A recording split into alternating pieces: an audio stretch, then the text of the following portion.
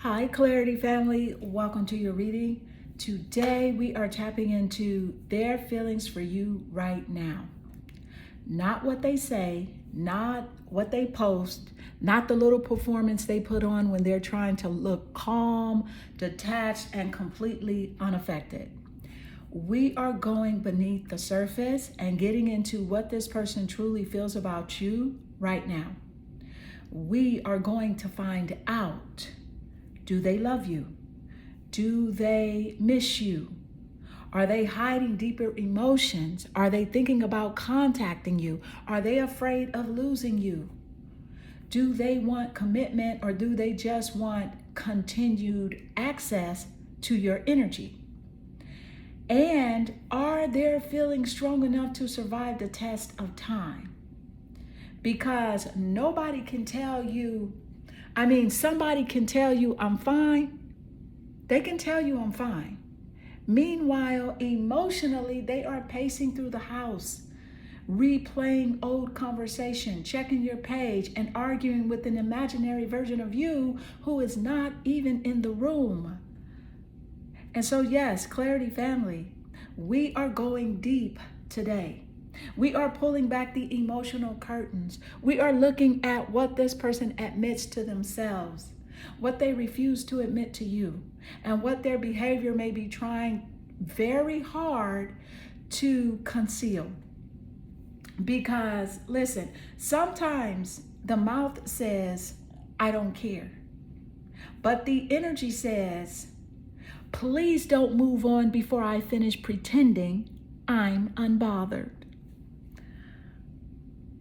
But real quick though, a lot of you have been asking, so yes, the 3 questions for a $33 personal psychic reading is still available, and you can ask any 3 questions about the person on your mind, communication and contact, love, commitment, and intentions, third-party energy, honey, or hidden information. You can ask about your career and finances, spiritual guidance, or any personal situation where you need deeper clarity, because that information is located in the description, okay? And let me say this clearly. There are a lot of things that I can share during a private personal reading that I cannot fully discuss here on this platform. Okay, honey? A personal reading allows me to tap directly into your person, your connection, your circumstances, and the details surrounding your questions. And if you know, you know. All right, Clarity family, you have 3 piles here on the table.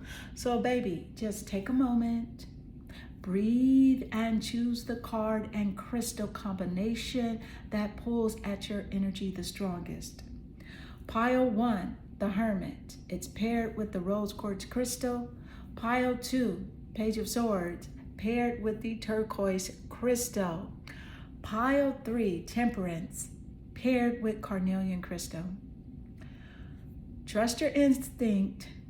Do not overthink it, because your intuition usually chooses the pile immediately, while your mind wants to schedule a committee meeting, request additional evidence, and review all the 3 options like this is a federal investigation. Honey, please. Clarity family, let's get straight into it. Hi, Clarity family. Welcome to your reading, Pile 1. Today, we are tapping into their feelings for you right now. We are going to find out what this person is truly feeling beneath the surface.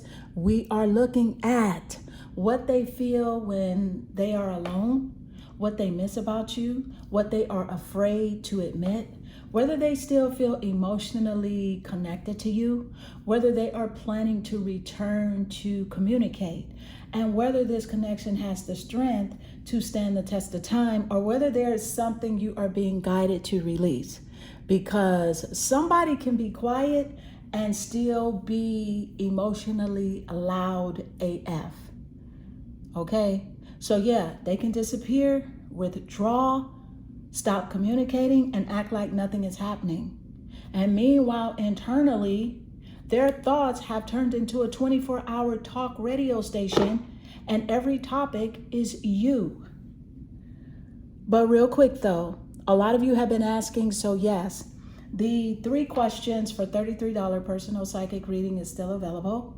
And you can ask any 3 questions about this person and their exact feelings, whether they will contact you, commitment and the future. You can ask about hidden energy or third-party situations, your career and finances, spiritual guidance, or anything personal where you need deeper clarity. The information is located in the description. And remember that there are certain things that I can share during a private personal reading that I cannot fully say here on this platform.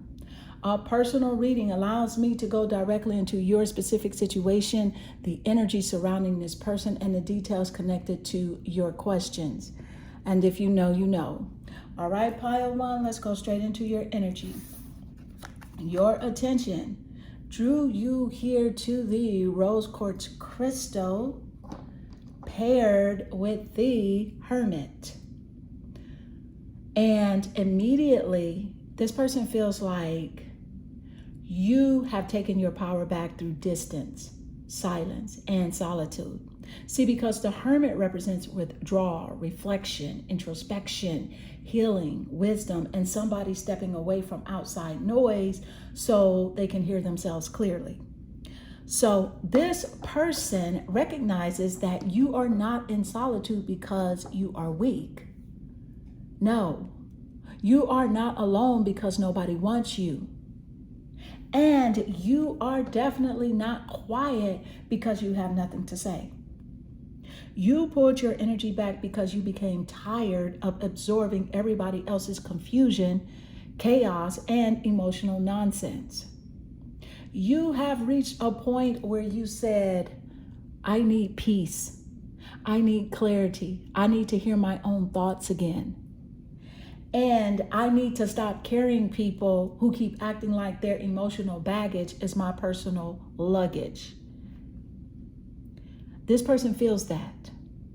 They realize that you became distant for a reason. You have been emotionally drained, overextended, disappointed, tired of mixed signals, tired of giving understanding while receiving inconsistency. Tired of being the one who always had to initiate the conversation, repair the damage, offer reassurance, and somehow keep the connection alive while they stood there contributing 2 dry text messages and a confused facial expression. You did not disappear to punish them. You withdrew to protect yourself. And that is what this person is beginning to understand. The Hermit says that you have stopped reacting, stopped explaining, stopped chasing clarity from somebody who kept producing confusion. And once you became quiet, this person was forced to sit with themselves. Now they are thinking about everything. The opportunities they missed, the moments when you tried to communicate, the times when you needed emotional support and they were unavailable, and the fact that your silence now feels louder than every conversation you ever had. This person feels like you are becoming wiser, more selective, more protective of your energy, and far less interested in surface level conversations. They know that when you return from this period of solitude, you are not returning as the same person. You are returning with stronger boundaries and a much lower tolerance for foolishness. Now, let's talk about the rose quartz crystal, because rose quartz carries the energy of love, compassion, emotional healing, forgiveness, tenderness, and self-love. And so this person feels like they feel that you still have a loving heart. They know that you care deeply. They know that you try to understand them. And they even hope that your compassion means that the door is still open. But here's the problem. Rose quartz does not mean unlimited access. Love does not mean you have to keep tolerating emotional neglect. Compassion does not mean that you must keep accepting confusion. Forgiveness does not automatically mean reconciliation. And having a soft heart does not mean that you are required to keep giving people opportunities to mishandle it. This person has mistaken your kindness for weakness. They believed you would always return, always forgive, always understand, always be available. But the hermit says that you have learned how to love people from a distance when loving them up close becomes too expensive emotionally. And that is intimidating to this person, because now they realize that they cannot simply rely on your feelings. They have to offer something meaningful. They have to approach you with honesty. They have to respect your boundaries. And they have to prove that they have done some reflection on their own. Because Pile 1 is not coming out of a healing season just to re-enroll in the same emotional circus. This person feels lonely without your energy. They miss your warmth, your understanding, your conversations, your affection, and the way you made them feel emotionally safe.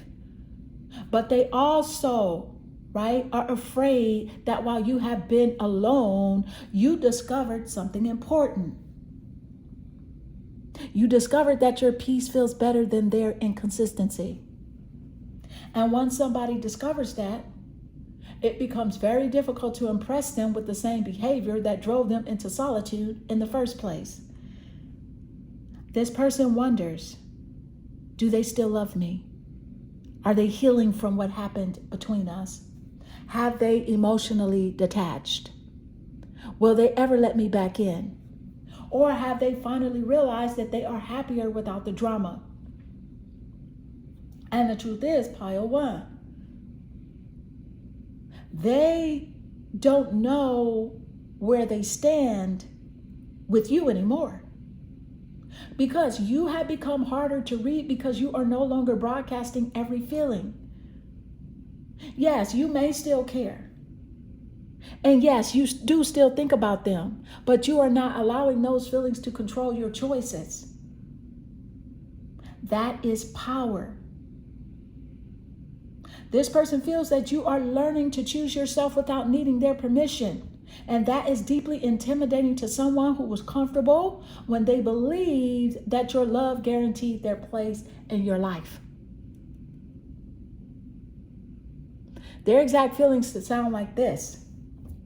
They're saying, I know that they pulled away because they needed to heal. I know I contributed to their exhaustion. I miss their love and their warmth. But I am afraid that their solitude has shown them that they no longer need me. And so the hermit can also show that this person is withdrawing themselves. They are thinking deeply about you without communicating.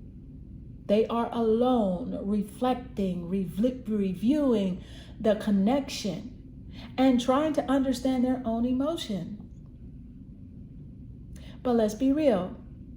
Thinking deeply is not the same as communicating clearly. They can sit in the dark with a candle, a journal, and 12 emotional revelations. But eventually somebody needs to pick up the phone.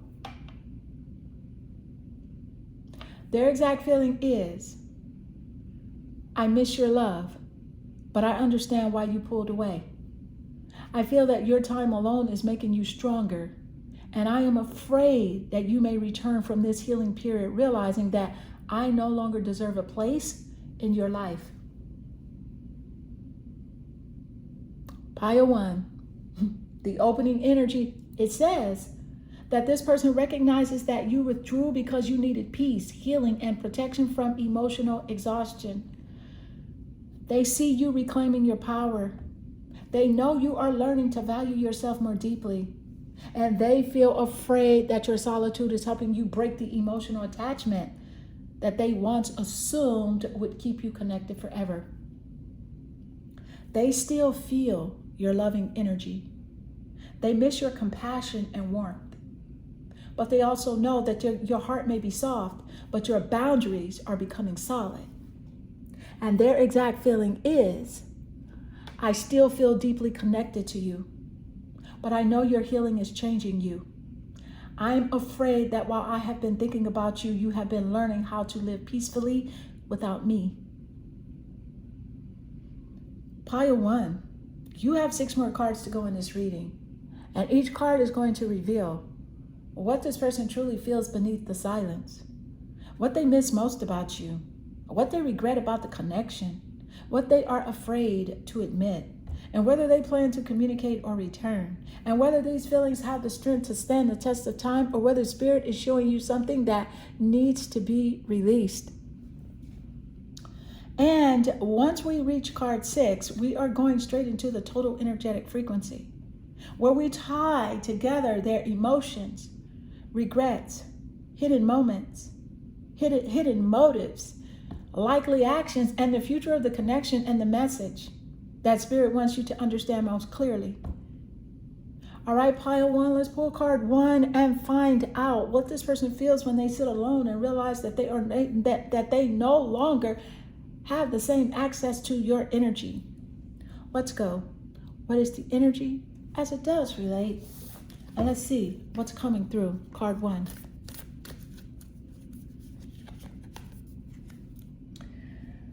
And this is a beautiful card. You see a couple together in a lovely embrace. And the card says, embrace. It says, through each other, you find the missing pieces. And I absolutely love this energy. It's so warm. I mean, just look at it. Isn't that like the energy of 2 people who have chosen each other, right? But here's the thing. This couple, yes, is in a beautiful, loving embrace. And again, the message says, through each other, you find the missing pieces.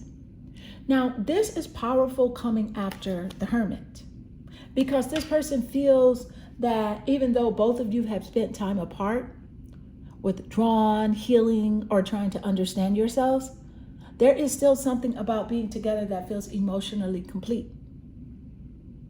This person feels like you understand the parts of them that other people overlook, because you recognize what they are feeling without them having to explain every detail. You provide warmth where they feel emotionally cold, comfort where they feel anxious, and acceptance in places where they secretly feel inadequate. And so to them, your energy feels like an emotional exhale. It's like they can finally put down the performance, stop pretending everything is fine, and simply be held, be understood, and accepted. But here's the mess. This person may want the comfort of your embrace without admitting how deeply they need it. Yeah, because they act independent, detached, self-sufficient. It's like they are perfectly fine being alone, right? But meanwhile, emotionally, they are missing your presence, like somebody removed from an essential piece, right? Like somebody removed an essential piece of from the furniture, right? And now the whole damn thing is leaning sideways, right? So now let's connect this directly to the Hermit. The Hermit says that this person has had time to sit alone and think. And in the solitude, they are recognizing, this person brought something into my life that I cannot easily replace. They understood me. They made me feel safe. They filled an emotional space I did not realize was empty until they stepped away. Your absence is revealing the role that your presence truly played. And that's why this card is not just about physical affection. Give me a second. Let me take a sip of tea.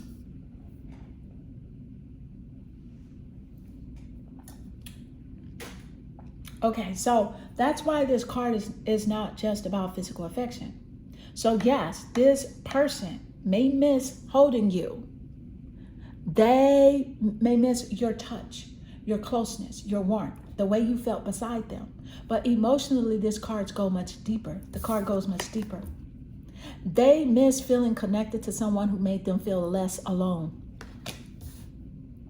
And for somebody who naturally withdraw, shut down, or keep their feelings private, that type of connection can be terrifying. Because when you find someone who feels like a missing piece, you also discover that losing them creates a noticeable space. And now this person, right, is sitting in that space, quietly thinking, missing you, trying to convince themselves that they are fine while their emotional puzzle is sitting there with the whole section missing. Now, let's be clear, Clarity family.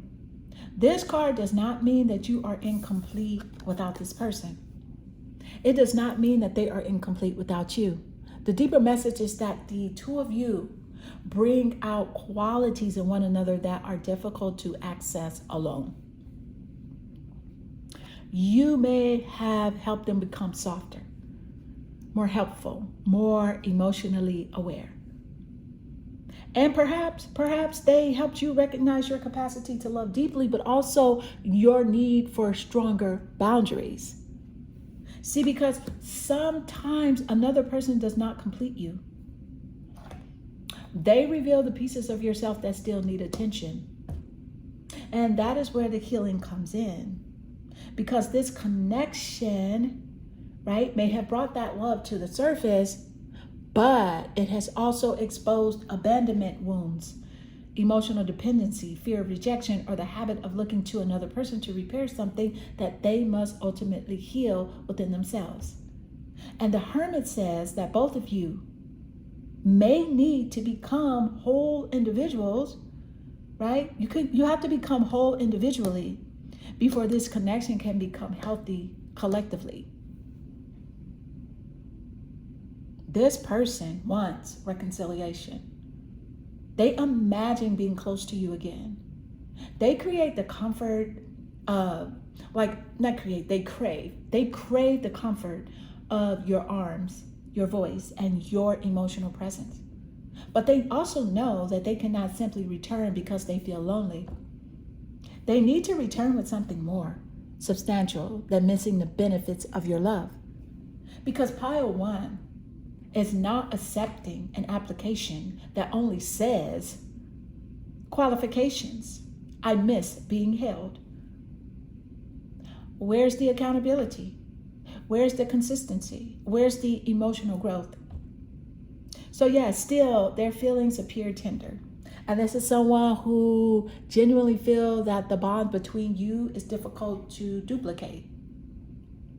Right? They feel that you fit into their emotional world in a way that feels natural, familiar, and deeply comforting. And so their exact feeling is that being close to you made me, I'm going to say it from them. It says, they're feeling like this. Being close to you made me feel understood, safe, and emotionally complete. Now that there's distance between us, I can clearly feel the space that your absence has left behind.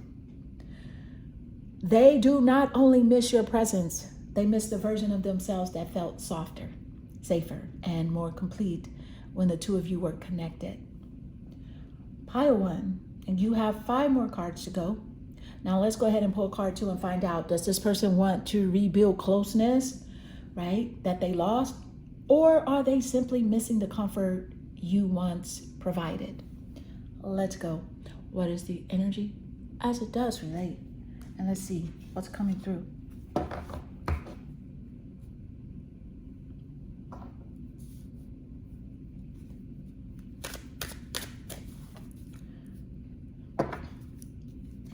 You got attached to my ex, and a card says, I'm attached to my ex emotionally, physically, and or spiritually, and I need time and space to break this connection.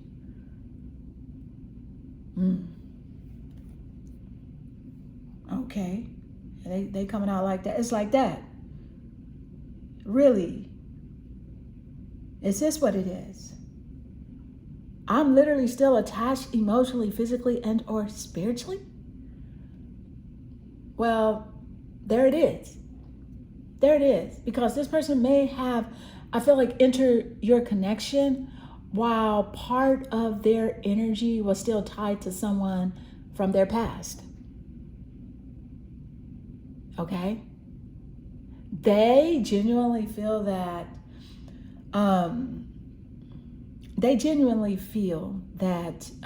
beautiful sense of comfort, connection, and emotional completion with you that came through in the embrace card.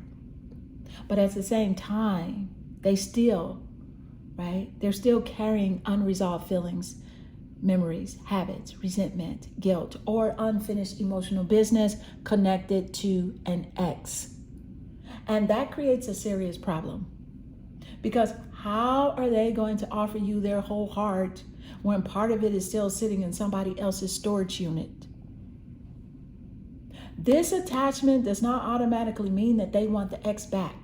Sometimes people are attached to the pain, attached to the betrayal, attached to the fantasy of what the relation should have been. Right? Attached to the fantasy of what the relationship should have been. Attached to the unanswered questions. Or attached to proving that they were not the one who lost. I feel like they may be finished with the relationship, but not finished processing what it did to them. And that emotional residue has affected how they treated you. They have compared you to the ex, expected you to hurt them in the same way, and pulled back whenever the connection became serious. Or they kept one foot near the emotional exit because their past taught them that intimacy was dangerous. Meanwhile, you sitting there thinking, why are you punishing me for something another person did? Exactly. Pile 1 did not commit to the crime. Pile 1 did not commit the crime. So stop trying to make them serve the sentence. Now connect this with the Hermit. This person truly needs time alone. Not time to play with emotions. Not time to play with your emotions. Not time to keep you waiting in the lobby while they decide between you and their past. But real solitude, where they finally confront why that old connection still has power over them. They cannot heal an old attachment by using your love as a temporary distraction. And that is another reason you withdrew. Because you could feel that something was off. Even when they were physically present, part of them felt emotionally unavailable. And you felt like you were trying to build intimacy with somebody who kept consulting an invisible third party from their past. Child, please. See, the Rose Quartz, this shows that you have offered genuine love and emotional healing.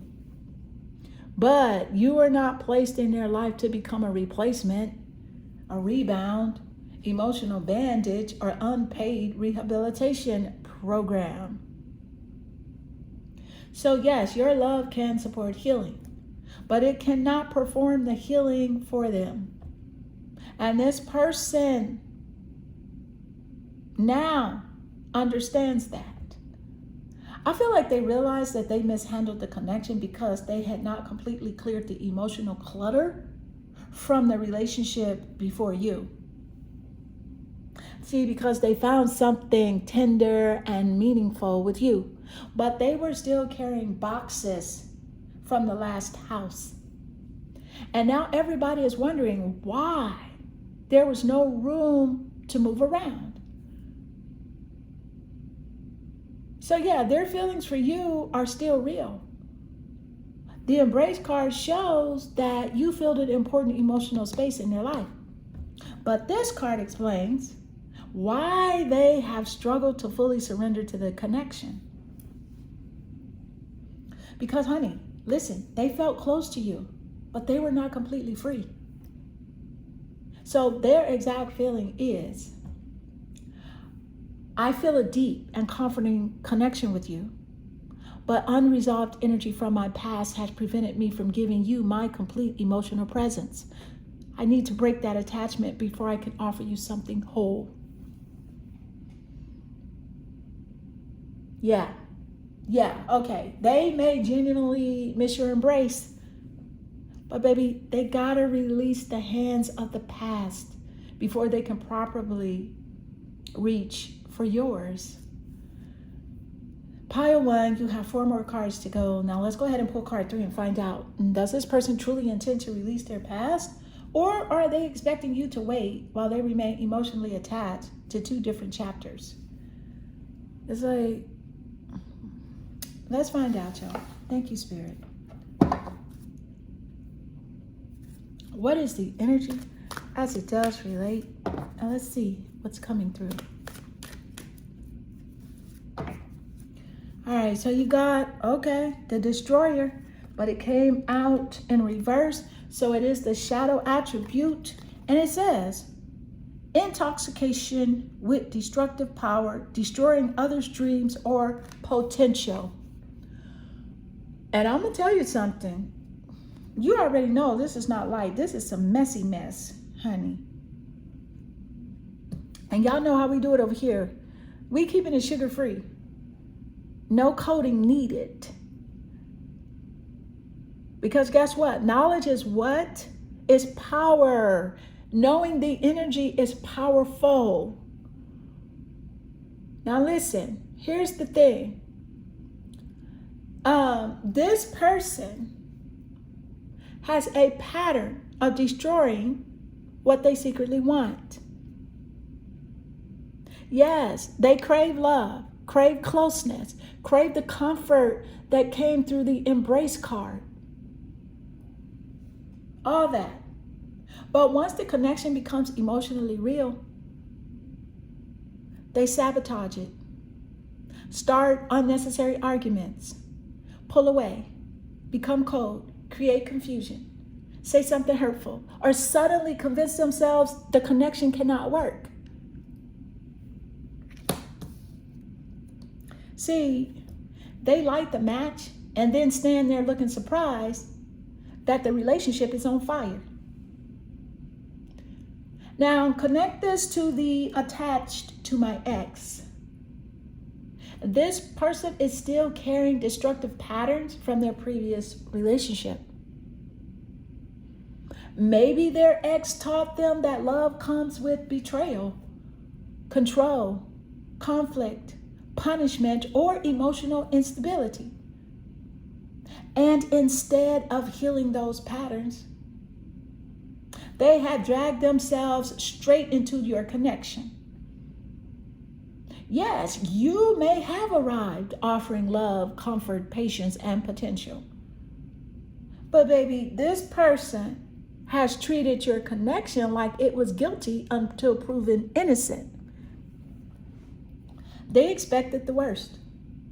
They looked for problems. They tested you. They created drama just to see whether you would stay. And then when you became exhausted and pulled away, they probably acted confused. Pile 1, some people, honey, they do not know how to peacefully receive love. If chaos is what they're used to, peace can feel suspicious. Consistency can feel boring. Kindness can feel like a setup. And emotional safety can make them uncomfortable because it removes all the distractions that keep them from facing themselves. Okay? Yes, honey, they have mistaken your peace for weakness and their chaos for passion. And that is a dangerous combination. And the phrase here, destroying others, people's dreams or potential, is important too. Because this person may have discouraged you and made you doubt yourself, interrupted your healing, distracted you from your goals, or drained so much of your emotional energy that you had less left for your own future. So here's the thing. You have spent more time trying to stabilize the connection than building the life you truly wanted. And they are the reason the hermit showed you taking your power back. Baby, you need distance to remember yourself, to reconnect with your dreams, to hear your intuition, and to stop allowing somebody else's unresolved mess to become the main storyline of your life. Because Pile 1 did not come here to be an extra in somebody else's emotional disaster movie. This person also is used to silence, withdrawal, jealousy, anger, and emotional unpredictability as a form of power. They've noticed that when they pulled away, you reached. Okay, woo. And when they became cold, you tried harder. When they created uncertainty, you gave more reassurance.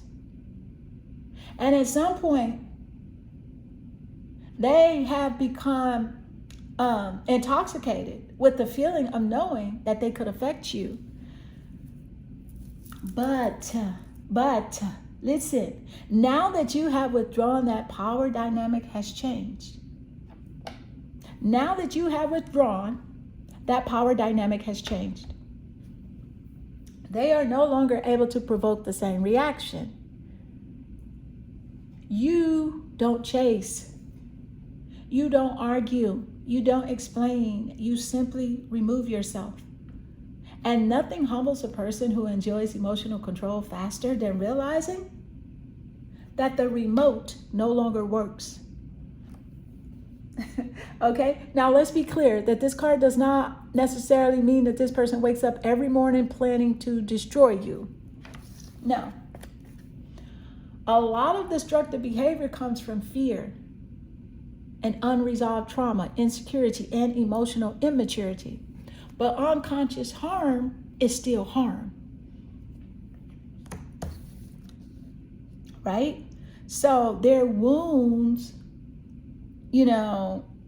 may explain their behavior, but they do not excuse what the behavior cost you.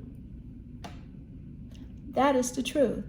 So this person now realizes that they damaged something that they had real emotional potential. The embrace, it showed a bond that could have been deeply healing. But instead of protecting it, they allowed their attachment to the past and their destructive pattern to contaminate it.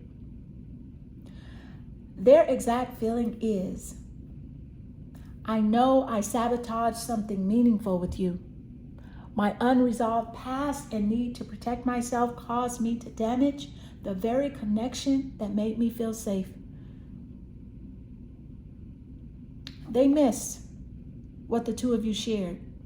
But before anything can be restored, they must stop confusing destruction with control and begin taking responsibility for the potential that they help ruin. Now, you got 3 more cards to go. So let's go ahead and pull card 4 and find out, does this person truly regret the damage they caused? Or do they still believe that their pain gives them permission to keep hurting people who try to love them? All right, let's find out. Thank you, Spirit. What is the energy as it does relate That's when I tell y'all, let's see what's coming through. Thank you, Spirit.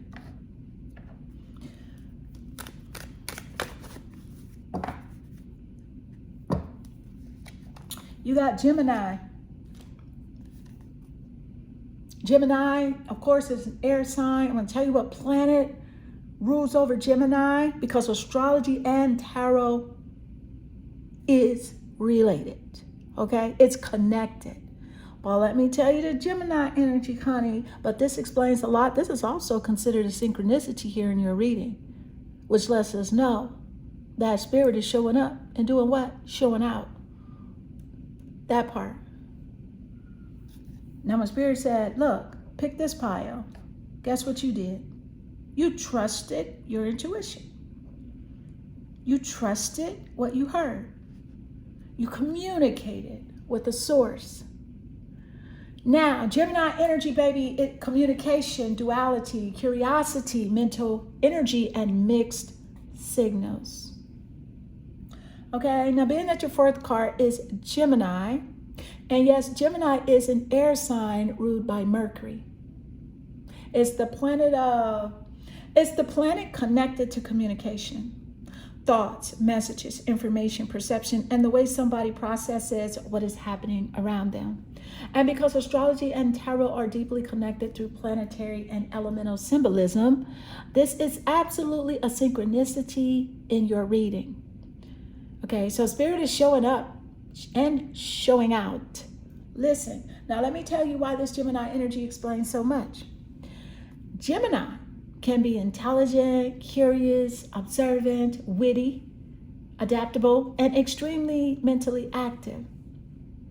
But in the shadow, Gemini energy can also become inconsistent, scattered, emotionally detached, and full of mixed signals. And that sounds familiar, does it not? So listen, honey. This person thinks about you constantly. Analyze every detail. Replay conversations. Imagine what they should say. Change their mind. They write a message. Delete the message. Decide to call. And then suddenly convince themselves they should wait. And yeah, their feelings probably could be real, right? But their mind keeps turning one emotion into 17 different opinions. Okay, now let's connect this to the destroyer in reverse. This person uses words as a weapon when they feel threatened. They say some things, honey, they say something hurtful in the heat of the moment and create confusion through inconsistent communication. They tell you one thing and behave in a completely different way. Or talk themselves out of something beautiful because fear entered the conversation and took over the microphone. Okay, now their mouth has destroyed what their heart actually wanted. That is the shadow here. They had a real opportunity for closeness with you through the embrace card. But because they were still attached to their ex, emotionally scattered and afraid of being vulnerable, they have communicated in ways that left you confused, doubting yourself, or questioning whether the connection was ever real. Meanwhile, honey, they are probably just as confused just as confused as the confusion they created. Now, Gemini is also connected to duality, so this person feels two completely different things at once. One part of them wants to come closer. Another part wants to run. One part wants to tell you everything. Another part wants to keep control. One part sees you as the missing piece. Another part is still emotionally tangled with the past. This person is emotionally bilingual. And unfortunately, one language is nonsense. Okay, so that duality can make them appear unpredictable. So yeah, they're warm one day and distant the next, open in one conversation and guarded in the next. They miss you intensely and then act like they don't care because admitting the truth, it makes them feel exposed. And this is exactly why you chose solitude. You became tired of translating mixed signals into a relationship. You need clarity, peace, consistency, something that did not require a full forensic analysis every time they changed their tone. Okay, now because Mercury rules Gemini, communication is going to be extremely important here because this person wants to contact you. They have something that they need to explain. They want to apologize for what they said, what they failed to say, or the confusion their behavior created.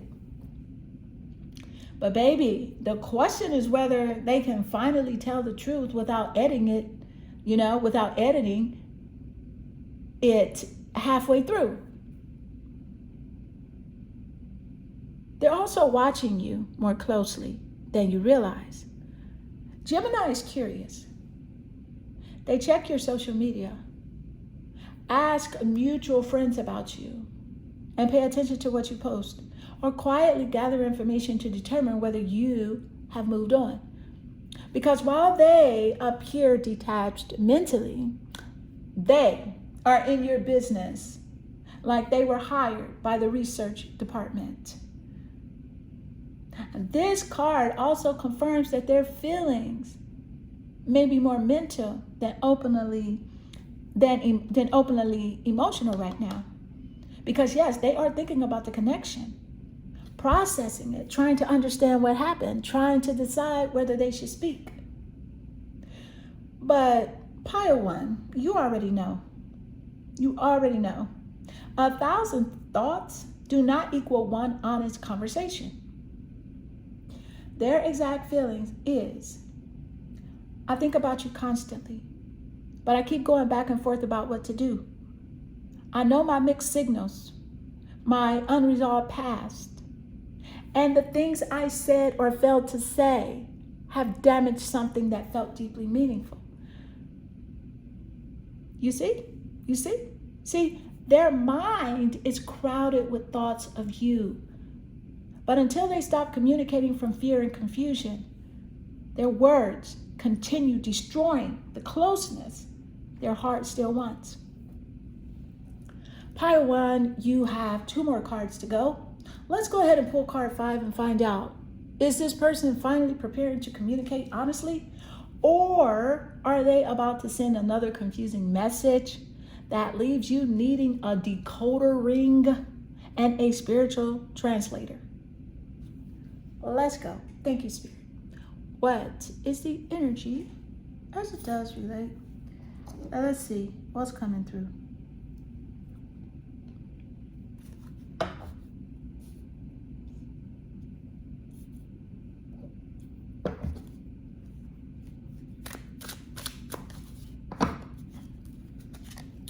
The card says crying over you.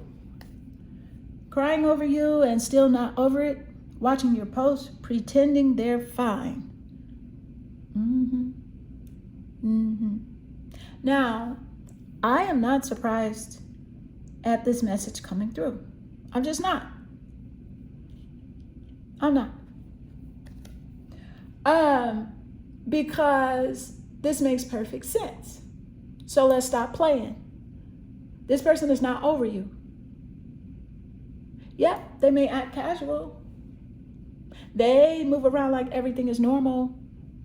They will probably post, laugh, work, socialize, and carry on like the connection did not affect them. But privately, they are hurting. And this person, right? I feel like they could be watching your social media, checking what you post, looking at your pictures, paying attention to who likes your content, and trying to figure out whether you are happy, whether you have moved on, and whether somebody else is now receiving the attention they once had. And after that Gemini card, this makes perfect sense because their mind is already overactive. So one post from you can turn into a full 6-part documentary in their head. Honey, you post a picture looking good and suddenly they are asking, who took the picture? Where are they going? Why do they look so happy? Is that caption about me? Who is that person in the comments? Okay, meanwhile, you may have simply gone to lunch. Okay, now let's connect this with the Hermit. When this person is alone, that is when the emotions hit the hardest. During the day, they stay busy. They distract themselves. They pretend they are unaffected. But when everything becomes quiet, that is when they feel your absence. They replay memories. They think about the embrace you once shared. And remember the emotional comfort you provided, okay? And then realize that their own destructive behavior helped create the distance that they are now crying about. That's the painful part. Because this is not just, I miss them. This is also, I know I helped ruin this. The destroyer in reverse already showed sabotage. The attached to my ex card showed unresolved emotional baggage. And Gemini showed mixed signals, overthinking, and inconsistent communication. And now this card reveals the emotional consequence. They destroyed the connection, then became one of the people grieving it. And honestly, this is a hard realization. Because yes, they had assumed that you would always be there. They believed they could pull away, act confusing, stay attached to the past, and still return whenever they felt ready. But now they sense that your healing is becoming real. Your silence is becoming comfortable. And your life is moving forward without requiring their participation. That is why they are watching. Because they want proof that you still care. They want a sign that the door is still open. They want to see sadness in your post because your happiness would confirm that you are learning to live without them. Okay? And that bothers them more than they want to admit. See, because baby, listen, they are not only afraid that you moved on, they are afraid you healed. Because if you healed, their old access may no longer work. The mixed signals will not impress you. The disappearing acts will not frighten you. The emotional confusion will not keep you stuck.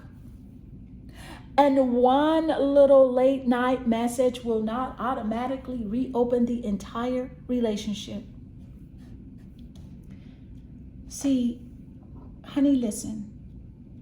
That version of you that they could manipulate no longer exists. Now, let's be clear. This person's sadness can be genuine. They may truly cry, right? They feel deep regret. They miss you terribly. But tears do not automatically equal transformation. Some people cry because they changed. Others cry because the consequences finally reached them. And the final card is going to help us see which one this is. What is it? Is it consequences? Or did you change? Okay, so their exact feelings is, this is what they're saying. They're saying, I'm still not over you. I watch you from a distance and pretend I'm fine. But I miss the closeness we shared. And I know my own choices helped create the separation I'm now struggling with. Baby, they may be grieving you privately, but the real question is whether their tears will produce accountability.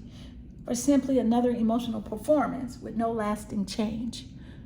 Pile 1, you have one final card left. And now let's pull card 6 and find out. Are they crying because they are finally ready to change, or because they can feel you slipping beyond their control for good? Let's go. What is the energy as it does relate? Let's see. What's coming through?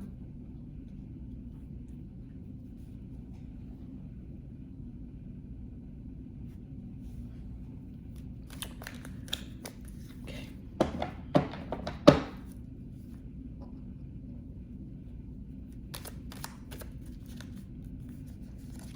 You have the butterfly. The card says relationship evolving in the next phase. Healing the inner child and growth. Now that's interesting.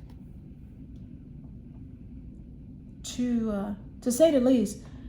And the word butterfly is also here on the Gemini card. So you got the butterfly twice.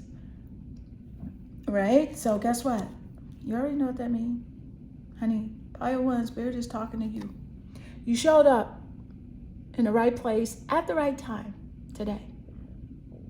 Now, this is very important here, because after everything we've seen, the attachment to the ex, the destructive behavior, the mixed signals, the crying, the watching, the pretending to be fine, the final card is the butterfly.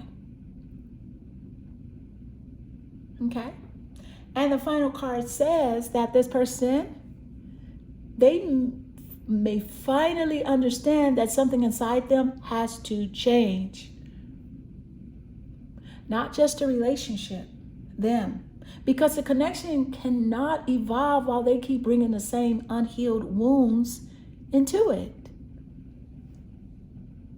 They cannot keep attaching themselves to the past, destroying the present, crying over consequences, and then expecting the future to magically become different. That is not transformation. That is the same emotional circus, changing costumes. The butterfly speaks about growth, release, healing, and becoming a different version of themselves, or becoming a different version of yourself. That's what it speaks for. And so this person is confronting their inner child wounds now. Fear of abandonment, fear of rejection, fear of being replaced, fear of vulnerability, and the belief that love always ends in disappointment. So they might as well destroy it before it can destroy them. They sabotage love because a part of them still believes that love is unsafe. And that explains a lot. It explains why they remained attached to the ex. It explains why they have tested you, why they gave mixed signals, why they created distance after intimacy, why they wanted to embrace but became uncomfortable once they actually received it. Now, does this mean that they have completed the healing? No. The butterfly represents a process. And let's remember, a caterpillar does not become a butterfly because it attended one emotional seminar and cried twice.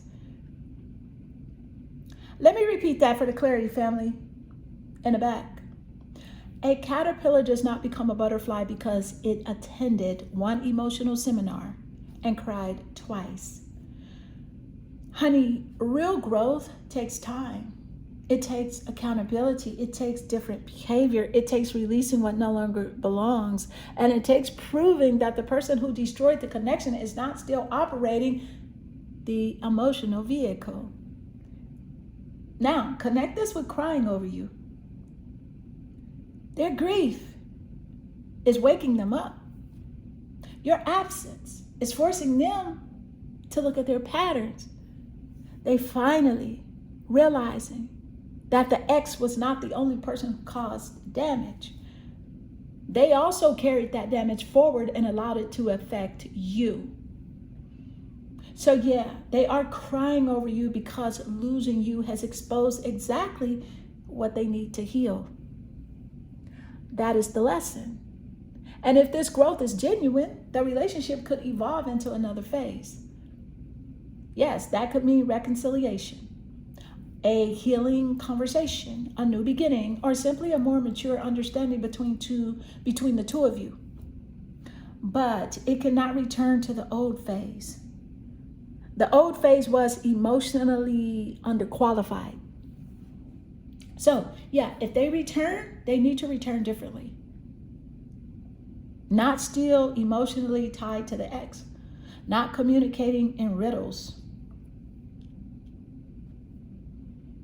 not using silence as a punishment, and not sabotaging the moment things become real, and not expecting your love to repair every wound that they refuse to address. Their exact feeling is, losing you has forced me to see the wounds and destructive patterns I kept avoiding. I want this connection to evolve, but I know I must become emotionally healthier before I can offer you something different. So listen, this connection has the potential to transform, but only if their tears become healing, their regret becomes accountability, and their growth becomes visible through consistent action. Total energetic frequency. All right, pile one. Let's bring this entire reading together. The Hermit plus the rose quartz crystal. Baby, this person recognizes that you put your energy back to heal and protect your peace and stop absorbing emotional confusion. They still feel your loving energy, but they know that your boundaries are becoming stronger. Embrace. Yes, they feel the connection. They feel that this connection brought comfort, understanding, closeness, and the sense that the two of you helped reveal missing pieces within each other. Attached to my ex. So part of their energy remained tied to somebody from the past.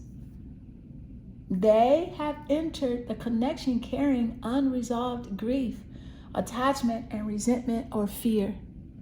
The destroyer in reverse. Their unhealed wounds have caused them to sabotage the connection. Listen, they created the conflict, mixed signals, emotional instability, and damaged the potential that existed between you. And Gemini, listen, they are overthinking and going back and forth and replaying everything mentally. See, because their words and behavior have been inconsistent because their heart and mind were pulling in opposite directions. Crying over you. They are still not over you. They are watching your posts, missing you privately, and pretending to be fine while feeling the consequences of their own decisions. The butterfly.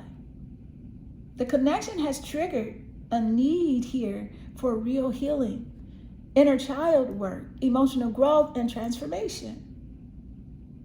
They want another phase with you, but it cannot be built using the same old pattern.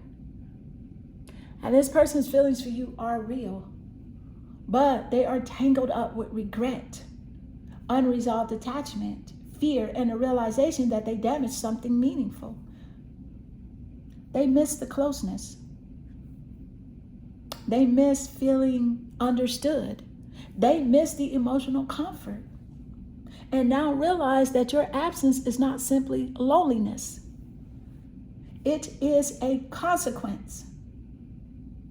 They believe that they could remain attached to the past while still keeping you emotionally available.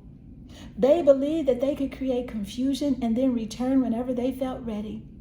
But the Hermit says, you pulled back. Rose quartz says, you are healing.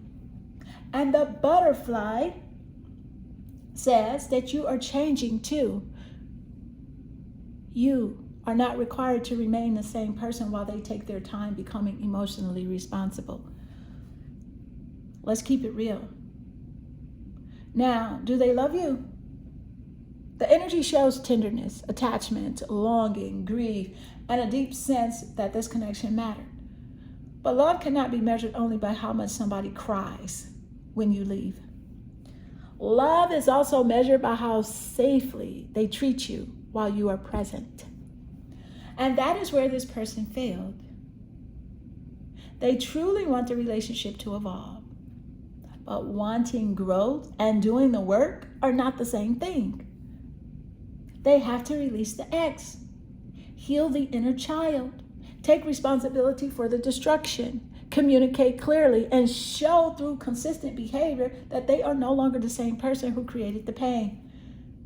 Because pile one is not accepting, I have changed, without the emotional receipts.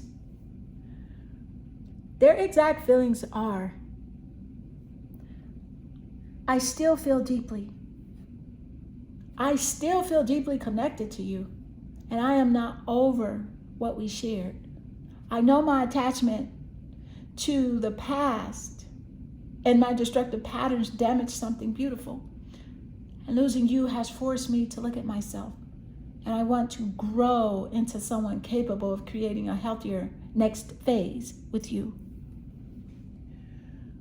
Pile 1, Clarity Family. That closes your reading. For direct clarity about your personal situation, the 3 questions for $33 personal psychic reading is still available. And you can ask any 3 questions about their exact feelings, whether they will contact you, reconciliation and commitment, their ex or third party energy, your career and finances, spiritual guidance, or any personal situation where you need deeper clarity. And that information is in the description. And remember, there are a lot of things that I can share in a personal reading that I cannot fully discuss on this platform. And if you know, you know.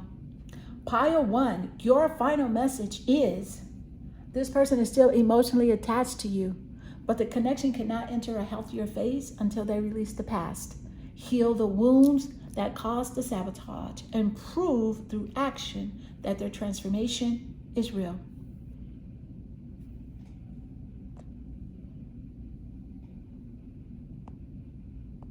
Hi, Clarity Family. Welcome to your Pile 2 reading. Today, we are tapping into their feelings for you right now. Not what they say, not the little casual act that they put on, not the dry response, the delayed reply, or the fake, I'm just focused on myself speech that they give while secretly gathering information about you like they work for a private investigation firm.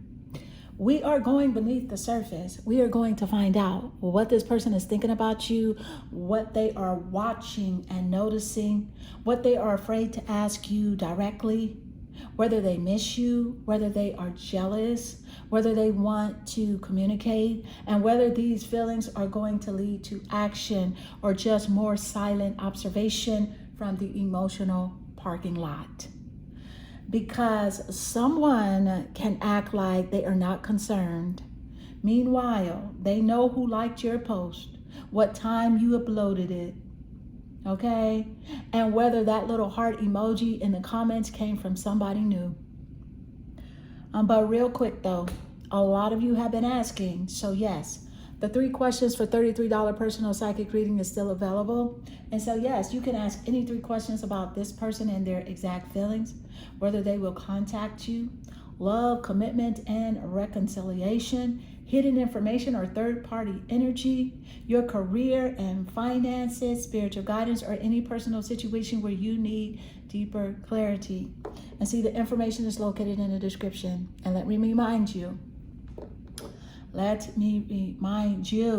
that there are a lot of things that I can share during a personal reading I cannot fully discuss here on this platform. All right, a personal reading allows me to tap directly into your person, your connection, your circumstances, and the details surrounding your questions. And if you know, you know. All right, Pile 2, let's get straight into your energy. Your attention drew you here to the turquoise crystal and the Page of Swords. And right away, this person feels like they are watching you very closely. The Page of Swords represents curiosity, observation, communication, mental activity, questions, messages, investigation, and somebody trying to gather information before they reveal what they are thinking. So this person just may be watching your social media, checking your updates, reading your captions, paying attention to who interacts with you, asking mutual friends about you, and quietly studying your behavior to figure out whether you still care. Honey, they want information, but they may not want you to know how interested they really are. This person acts casual. They pretend that they just happen to see your post. They ask a random question that sounds innocent, and they find a completely unnecessary reason to contact you. But underneath that, they are trying to determine where they stand, okay? Because they want to know, are they still thinking about me? Are they dating someone? Did they move on? Would they respond if I reach out? Do I still have access? Or has the emotional membership been canceled? Woo, child, listen, power two. They may not act like, I feel like they may act like, they may not act, they may not like the fact that you have become harder to read. You no longer post emotional clues. See, that's the thing. And you don't reach the way you used to. You stopped explaining yourself. And now this person is forced to use context clues like they are taking a reading comprehension exam. Honey, your silence has made them more curious. Because listen, when you were open, right, they felt secure knowing how you felt. They knew you cared. They knew you were available. They knew you would respond. But now they don't know what is happening inside your world, honey. And that lack of information is making their mind work overtime. So yeah, they are mentally restless about you. The Page of Swords is quick, alert, observant, and sometimes nervous. So this person thinks about contacting you and then stop. Write a message, then delete it. Watch your story, then try not to appear too interested. Or ask somebody else about you because direct communication would reveal too much. See, they want the answer without taking the emotional risk. And that is where the mess begins. Now, let's talk about the turquoise crystal here. Because turquoise energy connects with communication, truth, emotional protection, calm expression, confidence, and healing through honesty. So this person feels like there is something they need to say. It's something they need to say, a question, a confession, an explanation, an apology, or a truth that they have been avoiding because they're afraid how you will respond. They want to speak, but they are still studying. They're still studying the room before they open their mouth. And honestly, that tells me that this person is intimidated by you. Not necessarily because you are harsh, no, but because they feel like you can see through them. You notice nervous behavior, the indirect questions, the fake casual tone, the way they suddenly appear after being silent. And you already know that they did not come back to ask how the weather is. This person also sees you as intelligent, sharp, observant, and difficult to fool. They know you notice inconsistencies, you catch details, you remember what was said, and you are not easily distracted by a pretty explanation when the behavior tells a different story. See, because look, they cannot verbally tap dance their way around you anymore. That is intimidating because the Page of Swords can be clever, But pile 2 may be cleverer. Now, this card can also show immaturity in communication. This person has feelings, but they don't always show how to express them in a mature way. They tease instead of being vulnerable, watch instead of asking, argue instead of admitting they are hurt. And they become defensive because honesty makes them feel exposed. Okay. They communicate around the feeling instead of through it. So yeah, they say things like, who was in that picture? Instead of, I'm jealous. They say, you seem different lately. Instead of, I'm afraid you're moving on. And they say, I was just checking on you. Instead of, I miss you. The Page of Swords also carries strong air sign energy. So Gemini, Libra, or Aquarius may be significant in your chart, their chart, or somewhere within this connection. But regardless of the zodiac signs, the energy is clear. And that this person is thinking about you far more than they are admitting. And they are mentally replaying conversations, analyzing your words, trying to understand what changed, and quietly preparing themselves for communication. But before they act, they want to know whether the door is open. They are afraid of rejection. They worry that you will reject them, call them out, ask questions that they're not ready to answer, or make them explain why they spent all this time watching instead of speaking. And honestly, that would be a fair question. Okay? It would be a fair question. How are you conducting a full investigation but still have not submitted one honest statement? Okay? Because this person is deeply curious about your current life, your dating status, your emotional state, your plans, and whether another person has your attention. They feel that you are becoming more independent, more private, and less available. And now they are watching because they are trying to catch up on a story that they should have participated in. And their exact feeling is, I think about you constantly, and I want to know where I stand. But I'm afraid to ask directly because your answer may confirm that you no longer feel the same. Pile 2. Honey, the opening energy says that this person is curious and mentally preoccupied and quietly watching you. They want information about your feelings, your dating life, and whether you are still emotionally available. I feel like they are considering communication, but fear, rejection, or exposing them, right? Studying your behavior before making a move. They're doing all of that.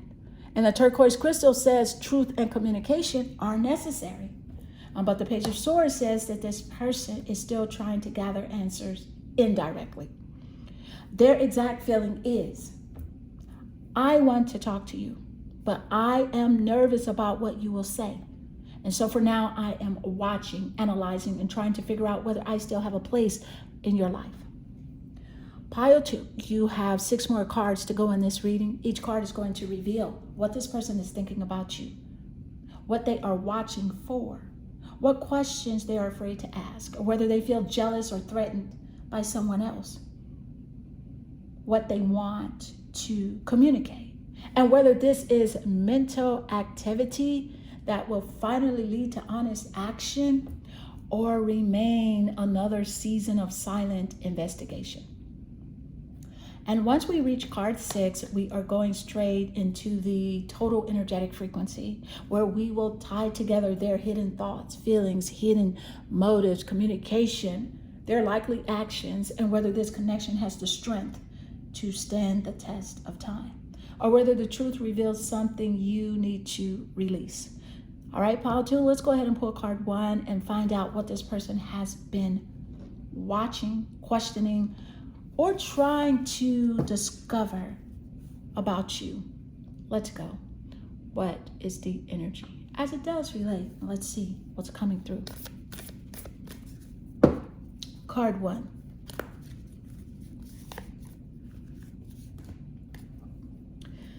And as we see a couple here on the front of the card, he is embracing her. The card says friendship. It says nurture the bonds of friendship within your relationship, and your love life will dramatically improve. So obviously, this is not a close-knit friendship between you and this person, right? So here's what I'm picking up.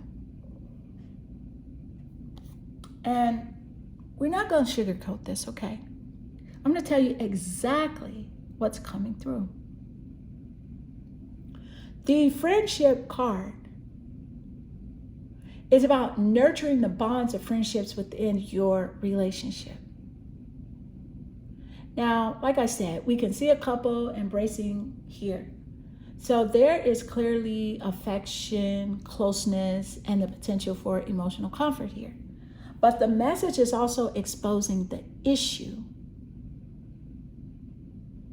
which is there may be a strong, close-knit friendship between you and this person right now. There could be attraction, curiosity, chemistry, watching and thinking, and perhaps even feelings that neither of you has fully expressed. But the foundation is still weak. You do not communicate openly enough with this person. You don't spend enough relaxed, pressure-free time together in this connection. Or one of you does not feel safe enough to be completely honest. I feel like this person definitely wants romantic access without first creating emotional trust. And that is where the relationship keeps getting stuck, because love cannot survive on attraction, social media surveillance, and 3 mysterious text messages a month.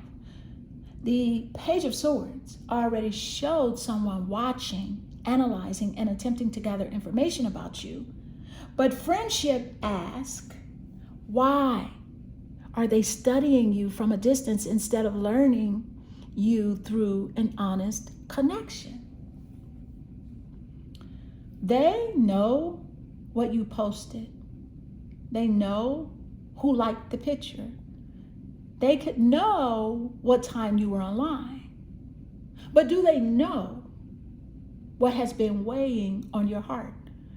Do they know that? Do they know what makes you feel safe? Do they know what you truly need in a relationship? Or are they collecting facts while avoiding intimacy?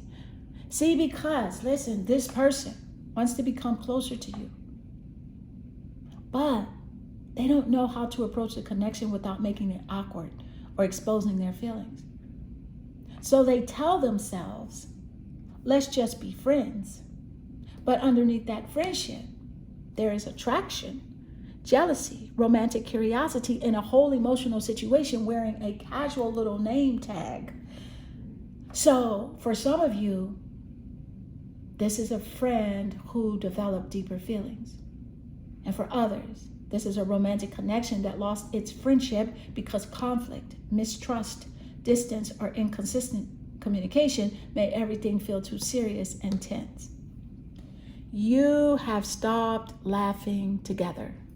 You stopped sharing, stopped feeling emotionally relaxed. And now every conversation feels like somebody is conducting a performance review. The connection needs warmth, not another interrogation. Now connect the turquoise crystal, because turquoise, it carries the energy of honesty, emotional protection, healing, and speaking your truth calmly. So this person feels that a genuine friendship with you would allow them to lower their guard. Okay? I feel like they want to talk without pressure, spend time with you, rebuild trust, and create a safe opening where both of you can finally say what has been left unsaid. But they need to understand that friendship does not mean keeping you in a waiting room while they secretly enjoy all the emotional benefits of a relationship. See, because they cannot call it friendship when They want your loyalty, your attention, your affection, and full access to your personal life, but refuse to clarify their intentions. That is not friendship. That is an emotional subscription that they're trying to receive for free. The card says nurturing friendship will improve the love life, and which means that this person feels that something real could grow if both of you could communicate honestly and reconnect without games. So yeah, baby, they want to know you more deeply. They want to become someone you trust. And they secretly hope that friendship evolves into something romantic. But the connection cannot grow while they continue watching from the sidelines and expecting you to provide all the emotional openings. They need to participate in the bond that they claim to value. See, because their exact feelings, it sounds like this. I want to feel closer to you. I want us to trust each other. I miss the ease between us, or wish we had created it from the beginning. And I believe something deeper could grow if we stopped overthinking and started genuinely connecting. And so their exact feeling is, I am attracted to you and curious about you, but I know we need a stronger emotional foundation. I want closeness, trust, and friendship with you because I feel that love could grow from there. See, listen, they do not only want to observe you from a distance, they want access to your inner world. But first, they must prove that they can be a safe, honest, and consistent presence within it. Pile 2, you have 5 more cards to go.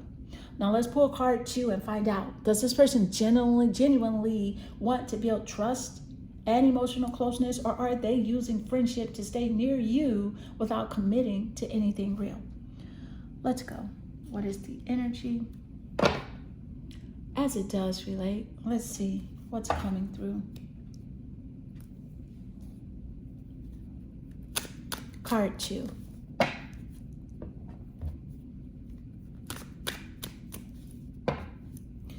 All right, so you have this isn't goodbye. And the card says, I don't want to walk away, but it's what's best for me and us right now. This isn't goodbye. We will be together again soon. Now that's interesting. Because in a sense, that's what we just got, right? That's what we just got. But I'm going to tell you the problem with this is that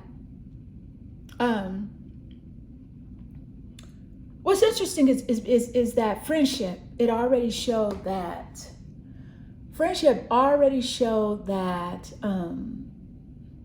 this connection needs a stronger emotional foundation.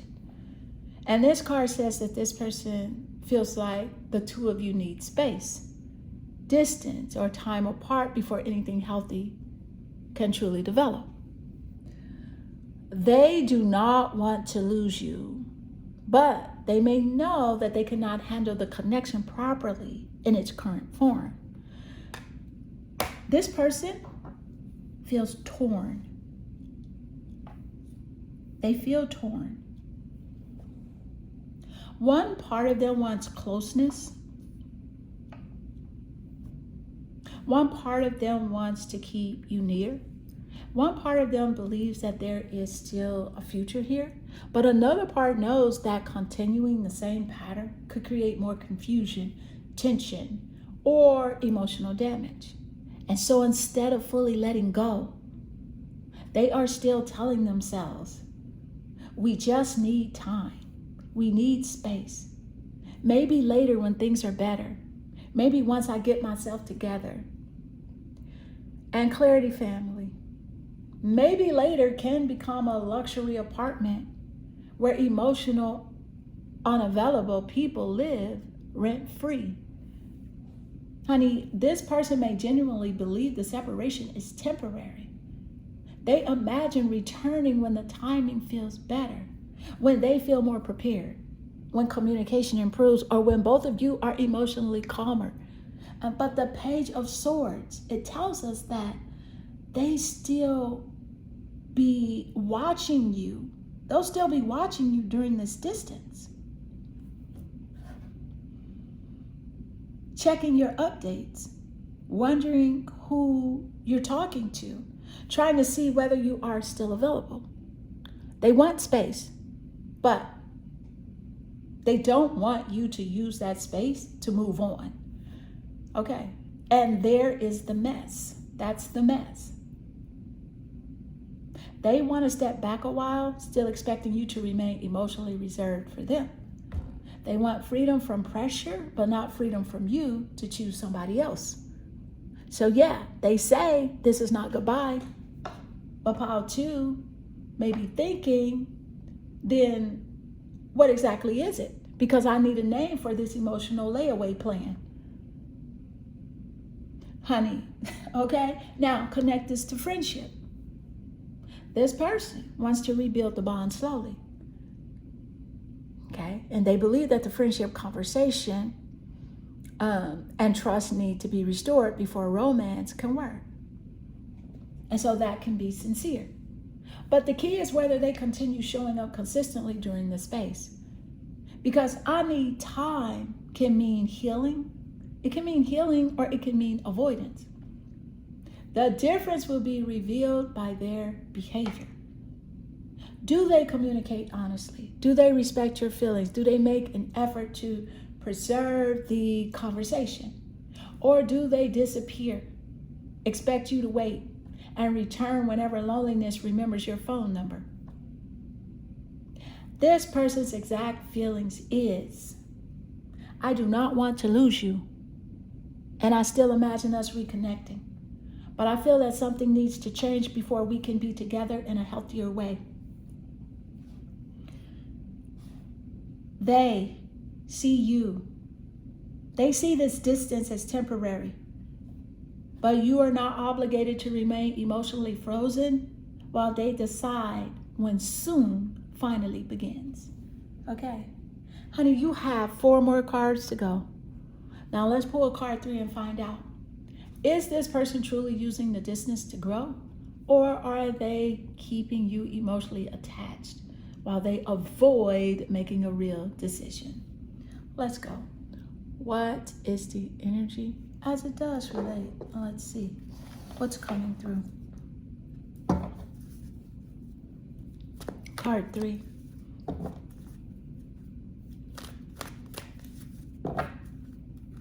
And you have child orphan. And it came out upright. So it says, this is how they see you. They see you as independent.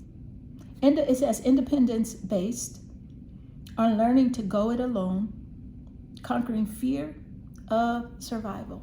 So this is a light attribute of child orphan, and they see this energy about you. Not saying that you're an orphan, but this is how they see you, okay? Now, here's the thing.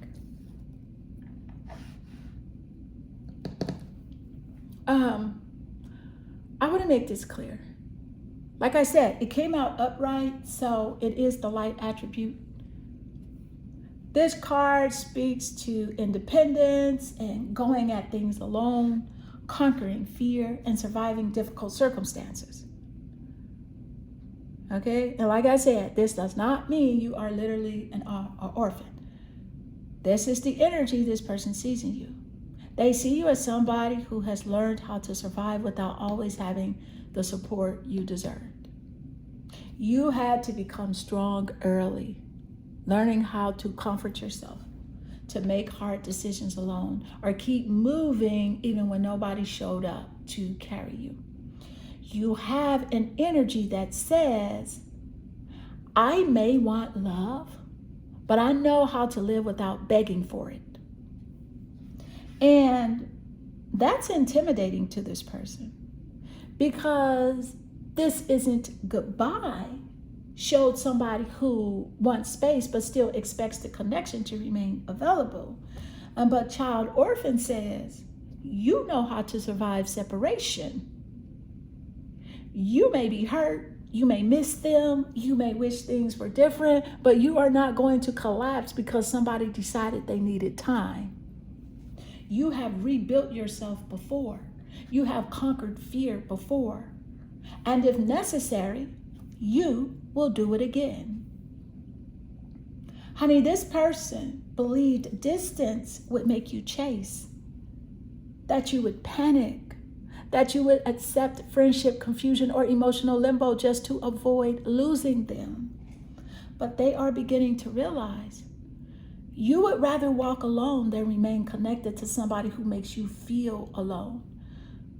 That is the real power here. Now connect this with friendship, okay? Because this card showed that trust and a genuine emotional bond need to be developed. But this person recognizes that you do not hand out trust simply because somebody wants access. You have learned to observe, protect yourself, and make sure people are safe before fully opening your heart. And the Page of Swords, right? I feel like they're studying that. I feel like they're studying that independence in you closely, okay? They wonder things like this. Do they even need me anymore? Will they wait? Can they move forward without me? Have they already learned how to live with the distance? And the answer is yes. You can deeply and still choose yourself. You can love somebody and still leave a situation that refuses to become healthy. You can hope for reconciliation without putting your entire future on emotional layaway. Okay, so this card also reveals that this person has their own fear of abandonment. They're asking for distance, but still terrified you will actually go. This is why the message said, I don't want to walk away. I don't want you to walk away. They want space, but they fear the space may teach you how to peaceful life, right? Teach you how peaceful life feels without the uncertainty. They are trying to control the distance while knowing that they cannot control what you discover inside it. And this explains why they may continue watching you. They're not only curious, they're checking whether you are surviving without them, whether you are becoming stronger, whether you are meeting new people, and whether the person they thought would wait is quietly building a life that no longer requires their return. Their exact feeling is, I see how strong and independent you are. I know you can survive without me. And that scares me because the space I asked for may be teaching you that you no longer need this connection. Baby, they admire your resilience, but they also fear it because somebody who knows how to stand alone cannot be controlled by the threat of being left. Pile 2, you have 3 more cards to go. Now let's pull card 4 and find out. Does this person want to return because they genuinely value you or because your independence is proving that they may lose access for good? Let's go. What is the energy as it does relate? Let's see what's coming through.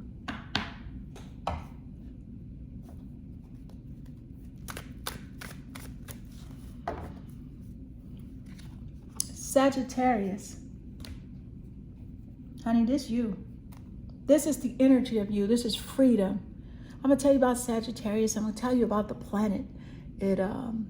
What planet rules Sagittarius? All about that energy, and you have that energy of this planet. Okay. But first, of course, Sagittarius could be in the top placements of your birth chart or theirs. So, but here's the thing. The 4th card, like I said, Sagittarius. Sagittarius is a fire sign. It's ruled by Jupiter, the planet of expansion, optimism, truth, wisdom, travel, opportunity, and freedom. So yes, this is absolutely a synchronicity because the child orphan card already showed independence, survival, and learning how to stand alone. And now Sagittarius comes out and says, You are not built to be controlled. And so this person sees that energy in you. They see you as adventurous, honest, bold, independent, and unwilling to remain trapped inside a situation that feels emotionally restrictive. Yes, you love deeply. Yes, you are loyal. Yes, you want a genuine bond. But once the connection starts feeling like a cage, you will start looking for the exit before they finish explaining why the door is locked. Sagittarius energy needs truth, not confusion, not mixed signals, not emotional limbo, and definitely not, I need space, but please do not move on. Because that is not freedom. That is somebody trying to place a reservation on your future. Now connect this with this isn't goodbye. See, this person believes the two of you will reconnect later. They want you to remain hopeful, remain emotionally available, remain somewhere within their reach. But Sagittarius says, you are going to keep living. You are going to meet people, explore opportunities, grow, travel, laugh, heal, and discover what else life has waiting for you. And so this person is nervous because they know space does not make you smaller. Space gives you room to expand. And with Jupiter ruling Sagittarius, your energy, right, becomes even bigger, because once you stop restricting yourself for this connection, more confident, more social, more optimistic, more focused on your purpose, and more attractive to people who are actually ready to move with you. That's what this person is watching for with the Page of Swords. They want to know whether your freedom has already introduced you to somebody new. Okay? Because they admire your honesty too. Sagittarius energy tends to say what needs to be said. And this person knows that if they return, you are not going to pretend everything was fine. You may ask direct questions, require clear answers, and tell exactly how their distance affected you. Honey, you are not interested in reunion where everybody skips the accountability chapter. This person feels like they feel that you inspire them to live more fully because you bring adventure, humor, possibility, and a broader perspective into their life. They see you as somebody who could help them escape their own limitations. But here's the issue. They cannot ask you to be their freedom while becoming your restriction. That will not work. You need someone who supports your growth, someone who is honest, someone who trusts you enough to let the connection breathe without trying to control what you do during every moment of space. Sagittarius energy says love should feel expansive, not like emotional probation. Their exact feelings is, I admire your independence, honesty, and free spirit, but I am afraid that the distance I ask for may give you enough freedom to discover a life and possibly a love that no longer includes me. Baby, listen, they see you as someone who will keep expanding, and they know they cannot expect you to remain emotionally parked while they decide when they are ready. Pile 2, you have 2 more cards to go. Let's pull card 5 and find out, is this person prepared to support your freedom and grow beside you, or do they only want you free enough to wait, but not free enough to leave? Let's go. Thank you, Spirit. What is the energy as it does relate? And let's see what's coming through.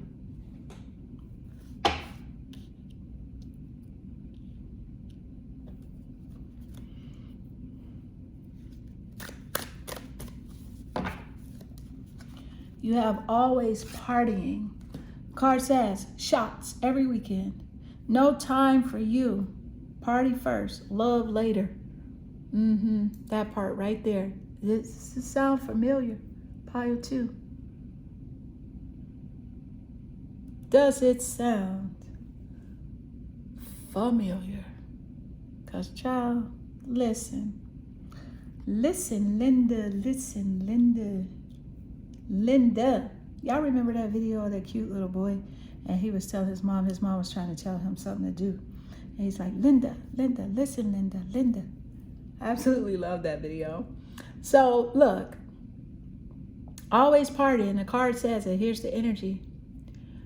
Because this person may say, yeah, they need space. They say the timing's not right. They say that they need to focus on themselves. But somehow they still have time to go out, party, socialize, drink, and be everywhere except inside an honest conversation with you. Apparently, they need distance from commitment, but not from happy hour. Okay, this explains why the friendship card came out first. Because the two of you have not developed that close-knit foundation because this person has not been making quality time with you a priority. Yeah, they want access to your attention. I said it. They want access to your attention. They want you nearby emotionally. They even insist this isn't goodbye, but their lifestyle or current priorities does not leave enough room for a real relationship. Baby, they want you waiting in the future while they enjoy every distraction available in the present. And that is not fair. Now connect this with Sagittarius. Sagittarius represents freedom, fun, adventure, movement, and exploration. In the healthy expression, that energy is honest, optimistic, expansive, and open-minded. But in the shadow expression, it can become restless, commitment avoidant, excessive, and always searching for the next exciting experience. And so, yeah, this person may love freedom, but only when it belongs to them. They want to party, honey. They want to move around. They want space. But the minute you use your own freedom to meet new people, enjoy your life, or stop waiting, suddenly they may become the Page of Swords again. Watching everything you do like your social media is required viewing. Honey, this is the contradiction. This is the contradiction right here. They want the lifestyle of a single person with the emotional security of knowing you still belong to them. No, that's not how this works. You cannot say party first, love later, and then expect love to remain seated politely in the parking lot with the engine running. Now, this card does not necessarily mean alcohol is involved for every person. It can also represent constantly choosing friends, entertainment, nightlife, distractions, social events, or anything pleasurable over the relationship. So what happens is they stay busy because slowing down would force them to confront what they feel. When they are surrounded by noise, people, music, and excitement, they do not have to think deeply. But when they're alone, that's when the thoughts of you start knocking. The party may be the distraction from emotional responsibility. So this person tells themselves that they are just enjoying life and they have every right to enjoy life. But they cannot repeatedly place you last and then call you their future. You cannot be the one only after the club closes. Now, connect this with child orphan. Right? They see that you know how to survive alone. You can create your own happiness. You can enjoy your own freedom. And you are not going to spend your life waiting for somebody who only remembers love between social plans. Okay? That scares them because they have thought that they could keep saying soon. But Sagittarius and child orphan show that you decide, I'm going to live now. And while they are partying, you are expanding, healing, traveling, meeting people, and becoming emotionally unavailable to this entire arrangement. And their exact feeling is, I do not want to lose you, but I have been prioritizing freedom, fun, and distractions over building something real. I am afraid that while I keep saying later, you will use your independence to move on. Baby, they believe you will reconnect in the future, but their current behavior is showing that love is not their priority, and you are not obligated to wait until the party finally becomes boring. Pile 2, you have one final card left. Now let's pull card 6 and find out. Will this person finally make you a priority, or will they keep choosing to party until they look up and realize you left without saying goodbye? Let's go. What is the energy as it does relate? Let's see what's coming through. Card 6. Your card says passion. It says insane chemistry, like each other equally, having fun. See?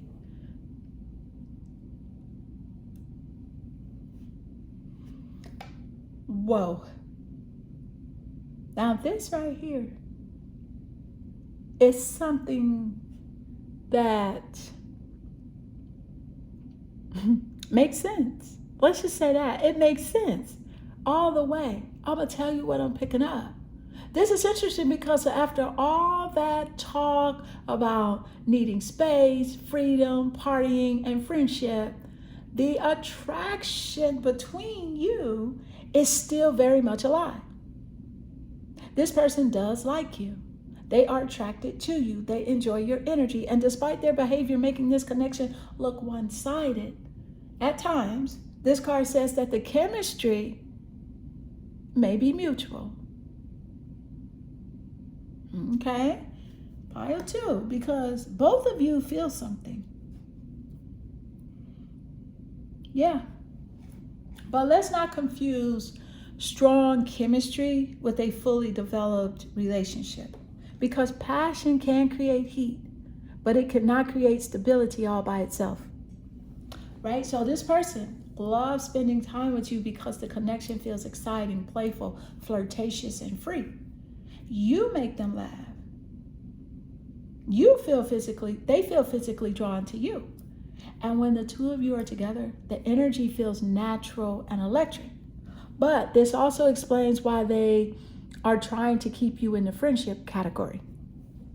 They want the fun, chemistry, and the emotional closeness without immediately dealing with the weight of commitment. And that is where you need to pay attention, because the card says like each other equally. It does not say showing up equally. So the feelings, they may be mutual. The attraction is mutual. The fun may be mutual. Is the communication mutual? Are they making time for you? Are they prioritizing the relationship? Or are they showing up for passion when it's convenient and disappearing when emotional responsibility walks into the room? Chemistry is not a permission slip for inconsistency. Now connect this with always partying, because this person associates love with fun, excitement, and living in the moment. So I feel like they are afraid that commitment will take away their freedom or turn the connection into something too serious. So they tell themselves, let's just enjoy it. Let's not put pressure on it. Why do we need a label? But pile 2 is thinking, because I need to know whether this is a relationship or just a recurring social event. Okay, so this person does not want to lose the chemistry. That's why this isn't goodbye came out. They want the door open. They believe the two of you will reconnect. And they could be watching you because the thought of you having the same chemistry with somebody else, it makes them uncomfortable. but the fear of losing you has not yet completely outweighed their desire to remain free. Honey, they are trying to keep one hand on the connection and the other hand on the exit. And that's not sustainable. The Sagittarius energy showed freedom, expansion, and adventure. In its best expression, okay, this connection could be fun, it could be honest, exciting, and full of shared experiences. But Sagittarius also tells the truth. And the truth is that this person genuinely likes you while still not being ready to structure their life around a serious relationship. Those two things can exist at the same time. They can feel passion, miss you, watch you, and still keep prioritizing partying, freedom, or their own lifestyle. So this is why you have to look beyond the chemistry. Their exact feelings is, I am extremely attracted to you. I enjoy being with you, and I believe the feelings are mutual. But I am still struggling to balance my own desire for freedom and fun with the consistency a real relationship requires. Child, listen. The chemistry is mutual, but the future of this connection depends on whether they are willing to turn equal attraction into equal effort. Total energetic frequency. All right, pile 2. Let's bring this entire reading together, honey. Page of Swords plus the turquoise crystal. Listen, this person is thinking about you, watching you, gathering information, and considering communication. They want the truth, but they also are still afraid to ask you directly. Friendship. This right here. The connection needs a stronger foundation of trust, emotional safety, consistency, and a genuine friendship. Yes, there is chemistry, but the bond is not as close-knit as it needs to be. This isn't goodbye. Baby, they do not want you to walk away. They see the distance as temporary and believe that the two of you could reconnect. But they also expect you to remain available while they take space. Child orphan. Honey, they see you as independent, resilient, and capable of surviving without them. And that strength makes them nervous because they know that you can move forward on your own. Sagittarius, they admire your freedom, honesty, and adventurous energy, but freedom is also a major theme for them. And they resist anything that they believe will limit their lifestyle. Always partying. This person prioritizes fun, friends, socializing, nightlife, or distractions over creating a real relationship with you. Passion, the attraction, and the chemistry are strong and mutual, okay? Maybe mutual, but for them it's strong towards you. The two of you enjoy each other, but equal feelings have not necessarily resulted in equal effort. This person genuinely likes you, feels attracted to you, and does not want to lose the connection. They believe this is not the end. They see friendship as a way to remain close. They hope the two of you reconnect once the timing feels better. But the problem here is their lifestyle and their feelings are not currently sitting at the same table. Their feelings say, I like you. The chemistry says, I want you. The Page of Swords energy says, I'm watching you. But their behavior still say, I am prioritizing my freedom, my friends, and my fun. And pile 2, baby, you cannot build a stable relationship entirely out of attraction and future promises and somebody checking your page between parties. That is not a foundation. That is a playlist with mixed signals. And so this person may want you to believe we will be together again soon, but what does soon mean? Soon after the next party? Soon after they become bored? Soon after everybody else gets your attention? Or soon after they genuinely decide that they are ready to prioritize the connection? Because those are very different timelines. You are not required to remain available for an undefined future. Their feelings are real. But real feelings do not automatically make somebody relationship ready. That is the strongest message in this pile. They like you equally, but they are not investing equally. And until they do, the friendship, passion, and promises of reconnecting will continue keeping you emotionally close without providing the security you deserve. The connection could stand the test of time if both of you create a genuine friendship, communicate honestly, respect one another's freedom, and show it consistently. But if this person continues placing the party first and love later, honey, you're going to use your independence to choose a love that does not keep postponing you. Their exact feelings are, I like you, I am deeply attracted to you, and I do not want this connection to end. I believe we could reconnect, but I am still prioritizing freedom and fun over consistency you need.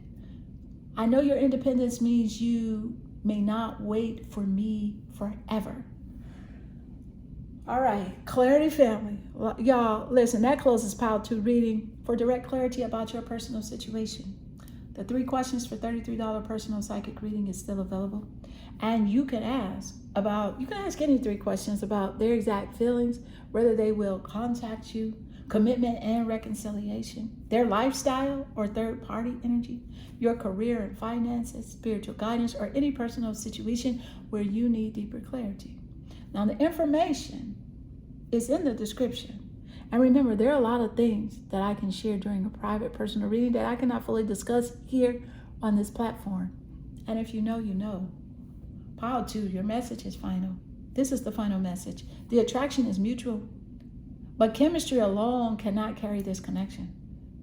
They must decide whether they want to keep having fun with you or finally build something real with you.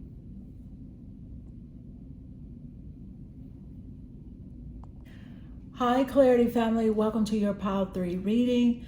Today, we are tapping into their feelings for you right now. We are going beneath the surface to find out what this person truly feels, what they may be holding back, how they view this connection, and whether their emotions are leading towards balance, healing, commitment, or more confusion. Because somebody can look calm on the outside while internally trying to mix together feelings that they do not even know how to explain. Honey, we are going to uncover what they feel when they think about you, what they want from this connection, what they are trying to heal or control, whether they see long-term potential, and whether their actions are finally going to match the emotions that they have been keeping bottled up. But real quick though, the 3 questions for $33 personal psychic reading is still available. You can ask any 3 questions about this person, your love life, reconciliation, career, finances, spiritual guidance, or any personal situation you need clarity on. The information is in the description. And remember that there are things that I can share in a personal reading that I cannot say on this platform. And if you know, you know. All right. Clarity family, pile 3. Listen, you chose the Temperance card paired with the Carnelian crystal. Now, Temperance is the energy of balance, patience, healing, emotional regulation, divine timing, and 2 different energies learning how to work together. And so this person feels that the connection needs to be handled carefully. Okay. I feel like they don't want to rush you or ruin it or repeat mistakes from the past. They feel something meaningful here, but they know it requires maturity. The Carnelian crystal, so this brings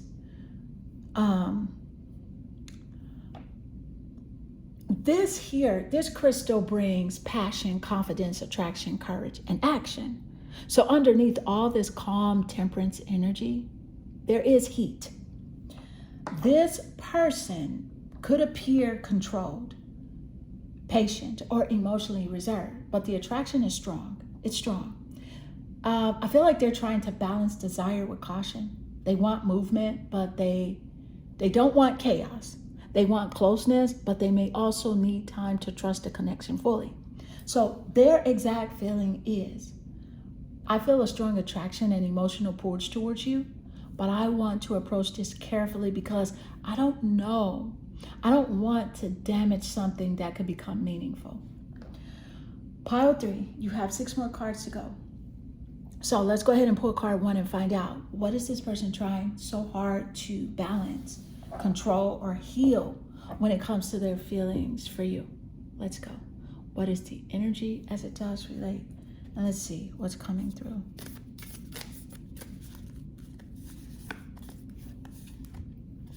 And the card says, it is important right now to take a step back and spend some time alone instead of placing your focus on another.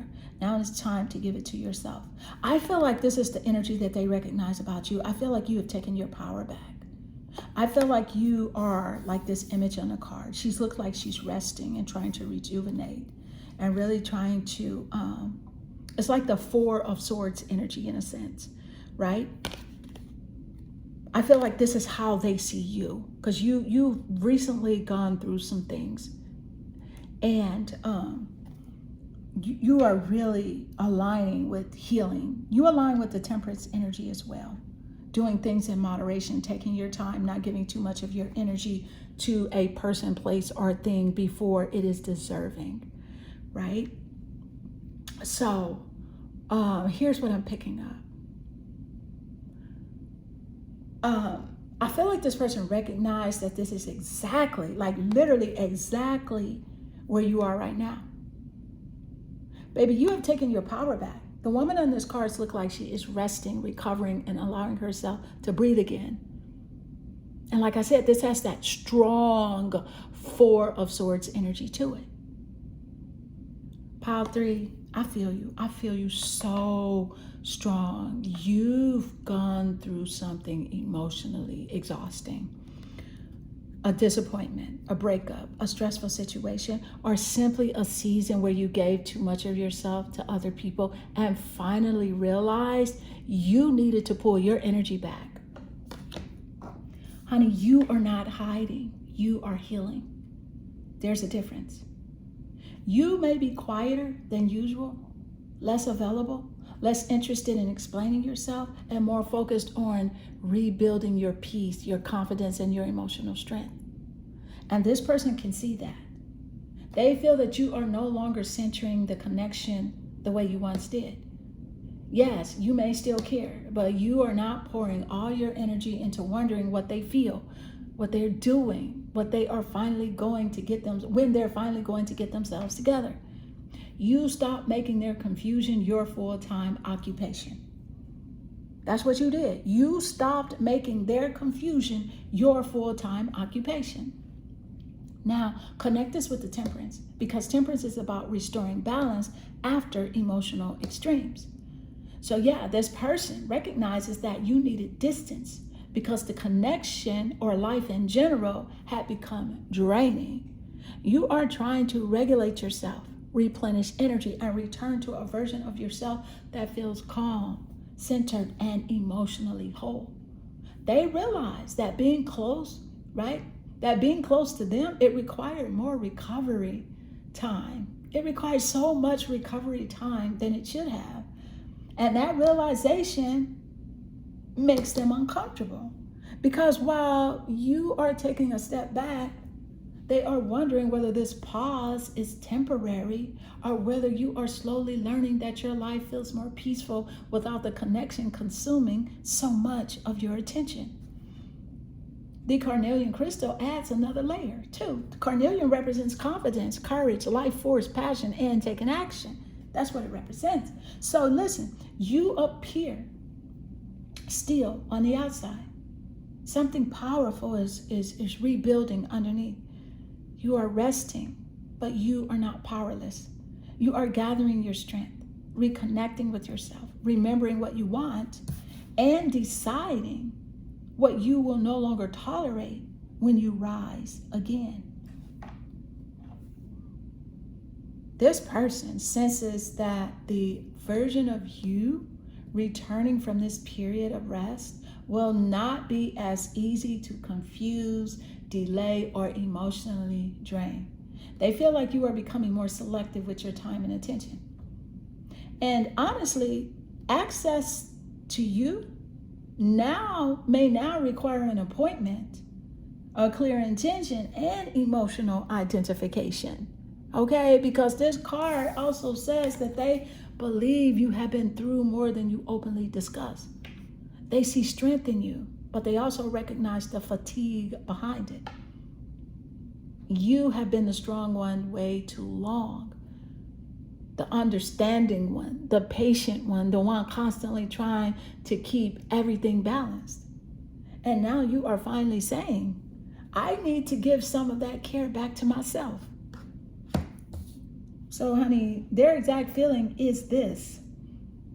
They're saying, I can see that you have pulled your energy back to heal and regain strength.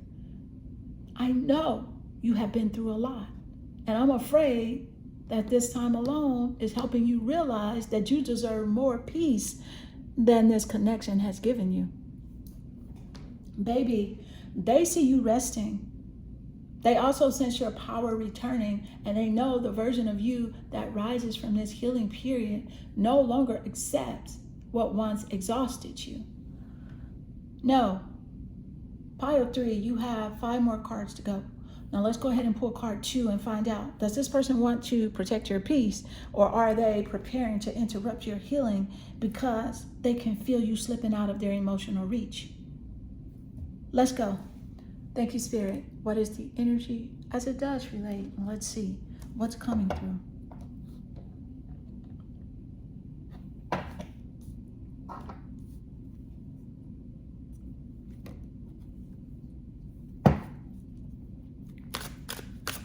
Card 2. Card 2 says emotional intimacy. The card says, I'm afraid to truly open up to you. Being raw and authentic with my emotions is something I'm still working on.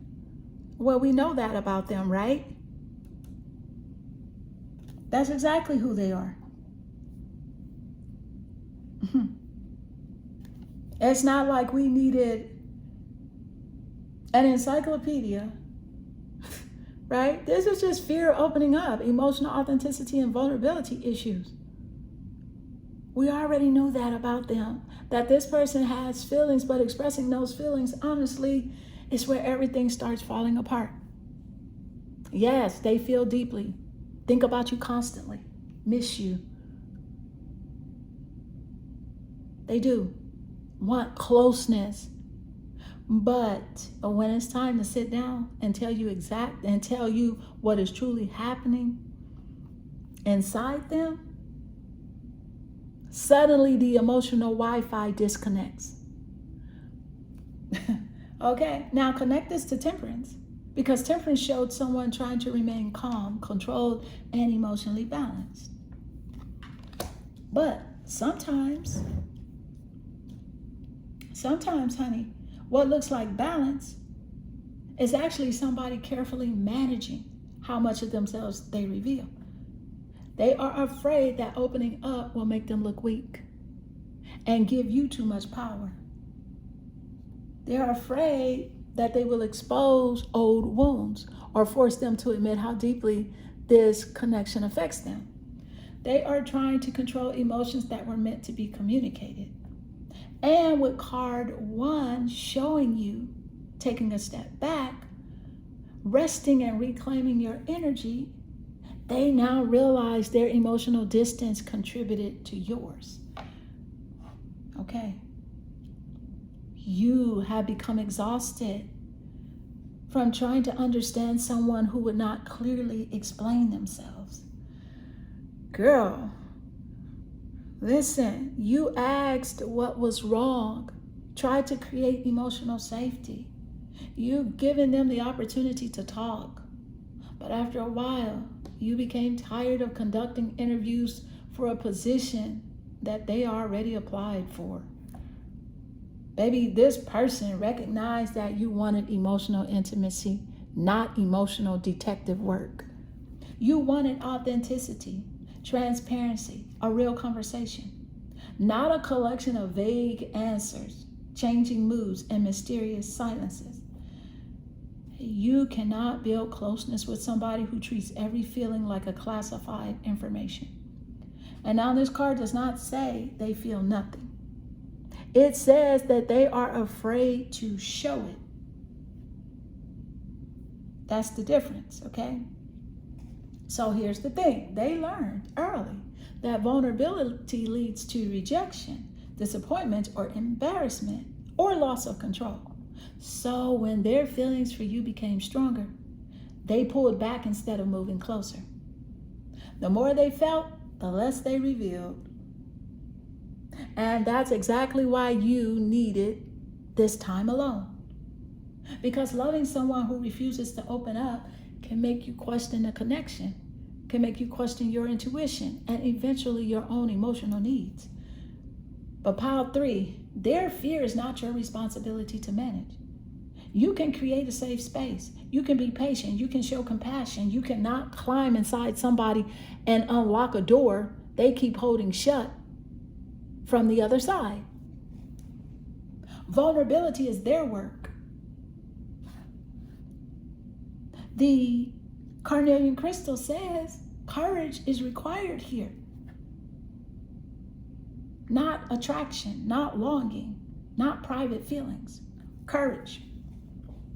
So yes, they need the courage to tell you what they feel, the courage to admit that they are scared, the courage to be emotionally honest before your healing teaches you to stop waiting for answers. Their exact feelings is, I feel more deeply for you than I have admitted. But opening up, it makes me feel exposed. I know my emotional walls have created distance between us, and I am afraid your time alone is teaching you to stop expecting intimacy from me. Honey, they want closeness, but until they become brave enough to communicate authentically, their hidden feelings cannot create the emotional intimacy this connection needs. In pile 3, you have 4 more cards to go. 4 more cards. So let's pull card 3 and find out what caused this person to become so emotionally guarded. And are they finally ready to lower those walls before you decide peace feels better than waiting? Let's go. Thank you, Spirit. What is the energy as it does relate? And let's see what's coming through.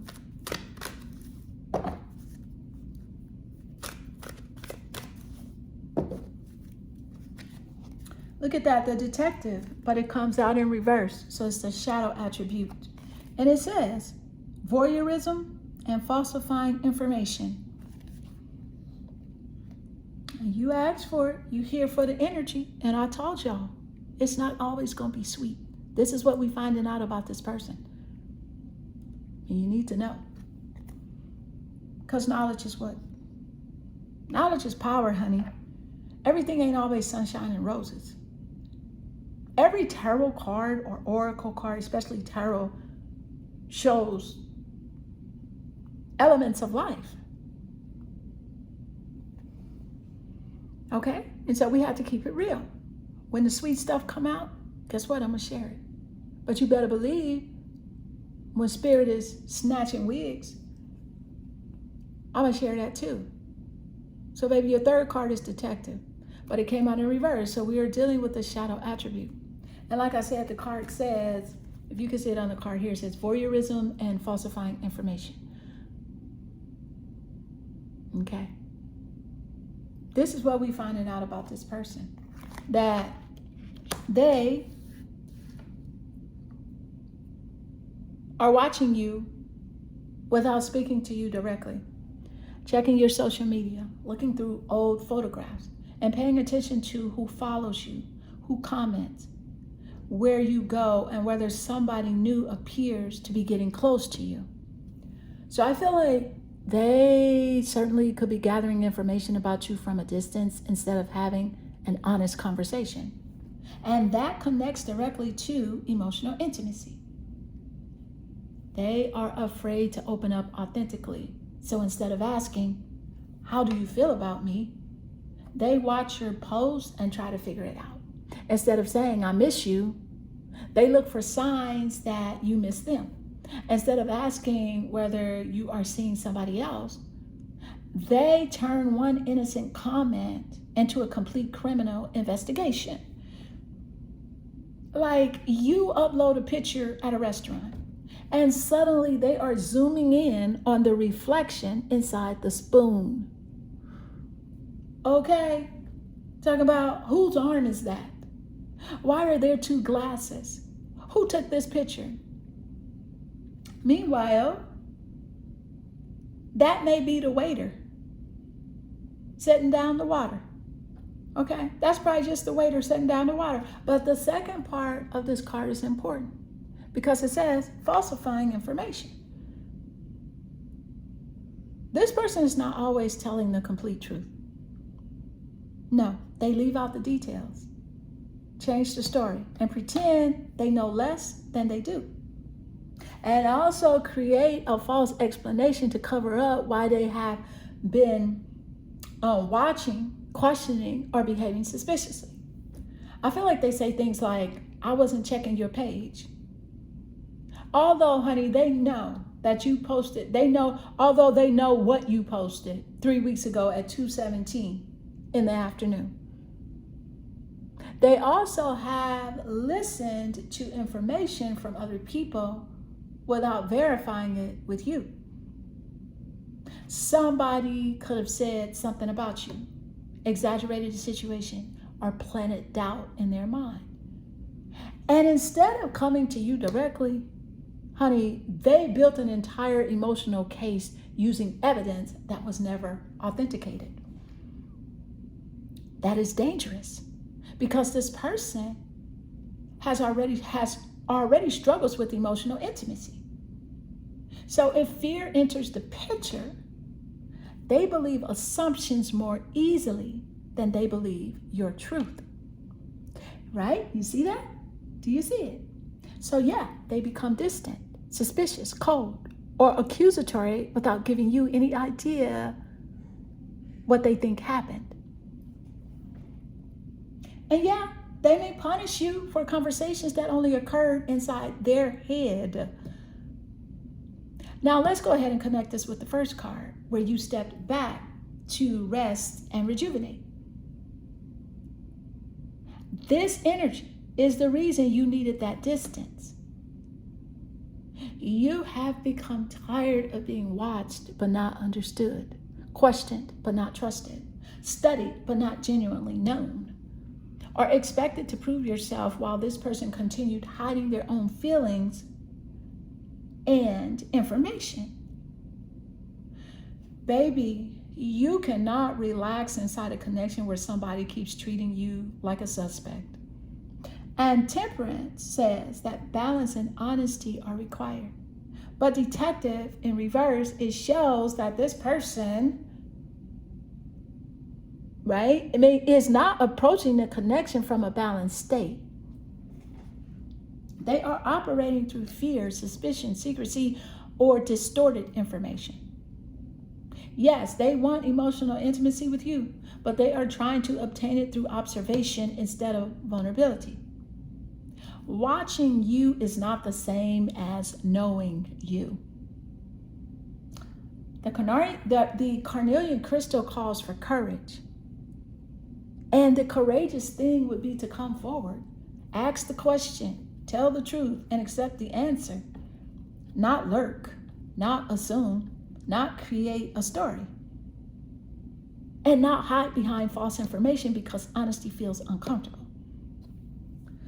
Baby, their exact feeling is, I watch you more closely than I admit because I'm afraid to ask you directly what is happening in your life. My fear and insecurity have caused me to believe assumptions, hide information, or create stories instead of communicating honestly with you. Child, this person, they want the truth about you, but they are still avoiding the truth about themselves. And until they stop investigating from the shadows, emotional intimacy will remain impossible. Pile 3, you have 3 more cards to go. Now let's pull card 4 and find out what exactly has this person been watching for? And are they hiding something while demanding complete transparency from you? Let's go. What is the energy as it does relate? Let's see what's coming through. Card 4. Oh no, that is the wrong card, y'all. This is the card I want for you. All right, this is some astrology energy coming through. Let's see what we got. Thank you, Spirit. Card 4. It says Capricorn, the boss. The card says serious, authoritative, ambitious, realistic, structured, traditional, wise, enduring, accomplished, majestic. Now listen, your 4th card is interesting. Now Capricorn is an earth sign ruled by Saturn, the planet associated with responsibility, discipline, boundaries, structure, maturity, life lessons, consequences, and time. And Capricorn is called the boss because this energy likes to remain composed, capable, and in control. So this person manages their emotions like, it's kind of like they're running a corporation. Okay. They have feelings for you, but those feelings must submit paperwork, right? Receive management approval and wait 7 to 10 business days before being expressed. Okay, right? And that connects perfectly with emotional intimacy. They already admitted, I'm afraid to truly open up to you. Capricorn energy can feel deeply, but it may struggle to reveal vulnerability because vulnerability can feel like losing control. And so this person is comfortable handling work, responsibilities, money, plans, and practical matters, but ask them to explain what is happening inside their heart. And suddenly the boss has left the building. They want to appear strong in front of you, reliable, established, unbothered, or emotionally disciplined. They don't want you to see them confused, insecure, jealous, or afraid. But, honey, the detective in reverse that already exposed the truth. They are far more concerned about you than they pretend to be. They watch you from a distance because direct communication would require them to surrender some control. And they want to know what you are doing, who you are talking to, whether you still care, and whether you are moving on. But baby, they don't want to admit how much that information matters to them. No, because they want the full report without revealing who ordered the investigation. Okay? Now, Capricorn also represents reputation and public image. So this person cares deeply about how they are perceived. They may falsify information or leave out details because they don't want to look emotionally affected. They could tell friends, I'm fine. It wasn't that serious. I'm focused on other things. Meanwhile, they are watching your page like the quarterly results are about to be released. Okay, so for some of you, this person may literally be a Capricorn or have strong Capricorn placements in their birth chart. They may also be an authority figure, a business owner, supervisor, executive, entrepreneur, or somebody highly focused on career and financial security. But even when this is not their zodiac sign, the energy says that this person prioritizes control, achievement, and appearing emotionally self-contained. They believe love should be approached practically. And they are asking themselves, can this relationship last? Does this fit into my long-term plans? Can I trust this person? Will opening up create stability or create a problem I cannot control? Capricorn does not usually enjoy wasting time. So beneath their silence and observation, they actually be evaluating whether this connection could become something serious. They see long-term potential with you, but emotional intimacy is the price of admission. And right now, that is the part they are struggling to pay. Now let's connect this to your first card. You step back. You are resting. you are restoring yourself. And you are no longer pouring all your energy into this person.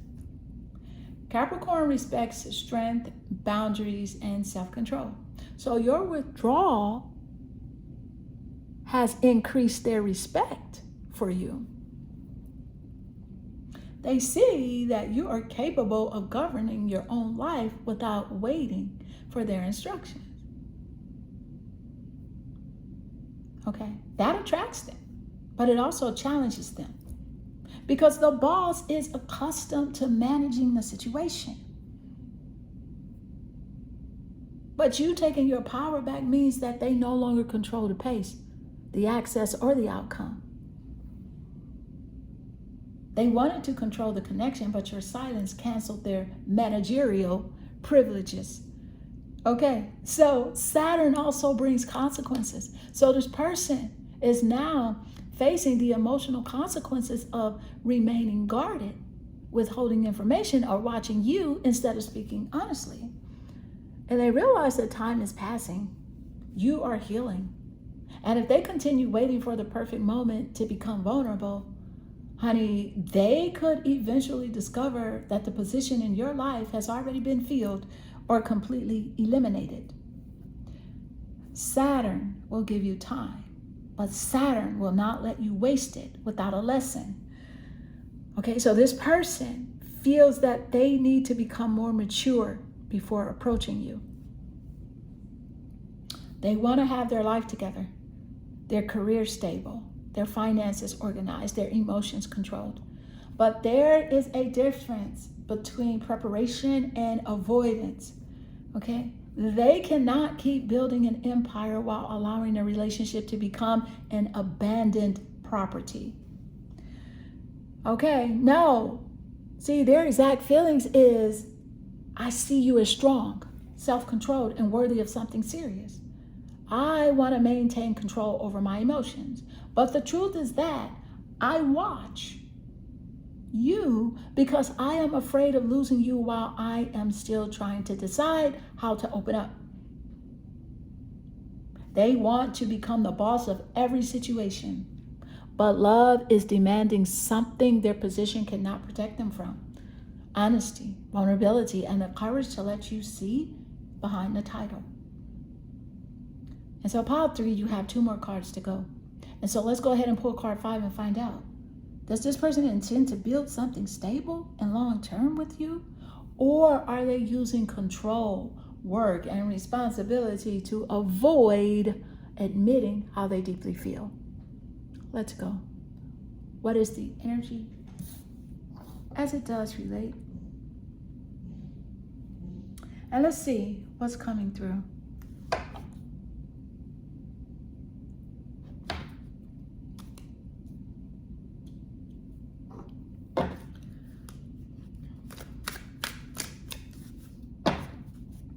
This is card 5.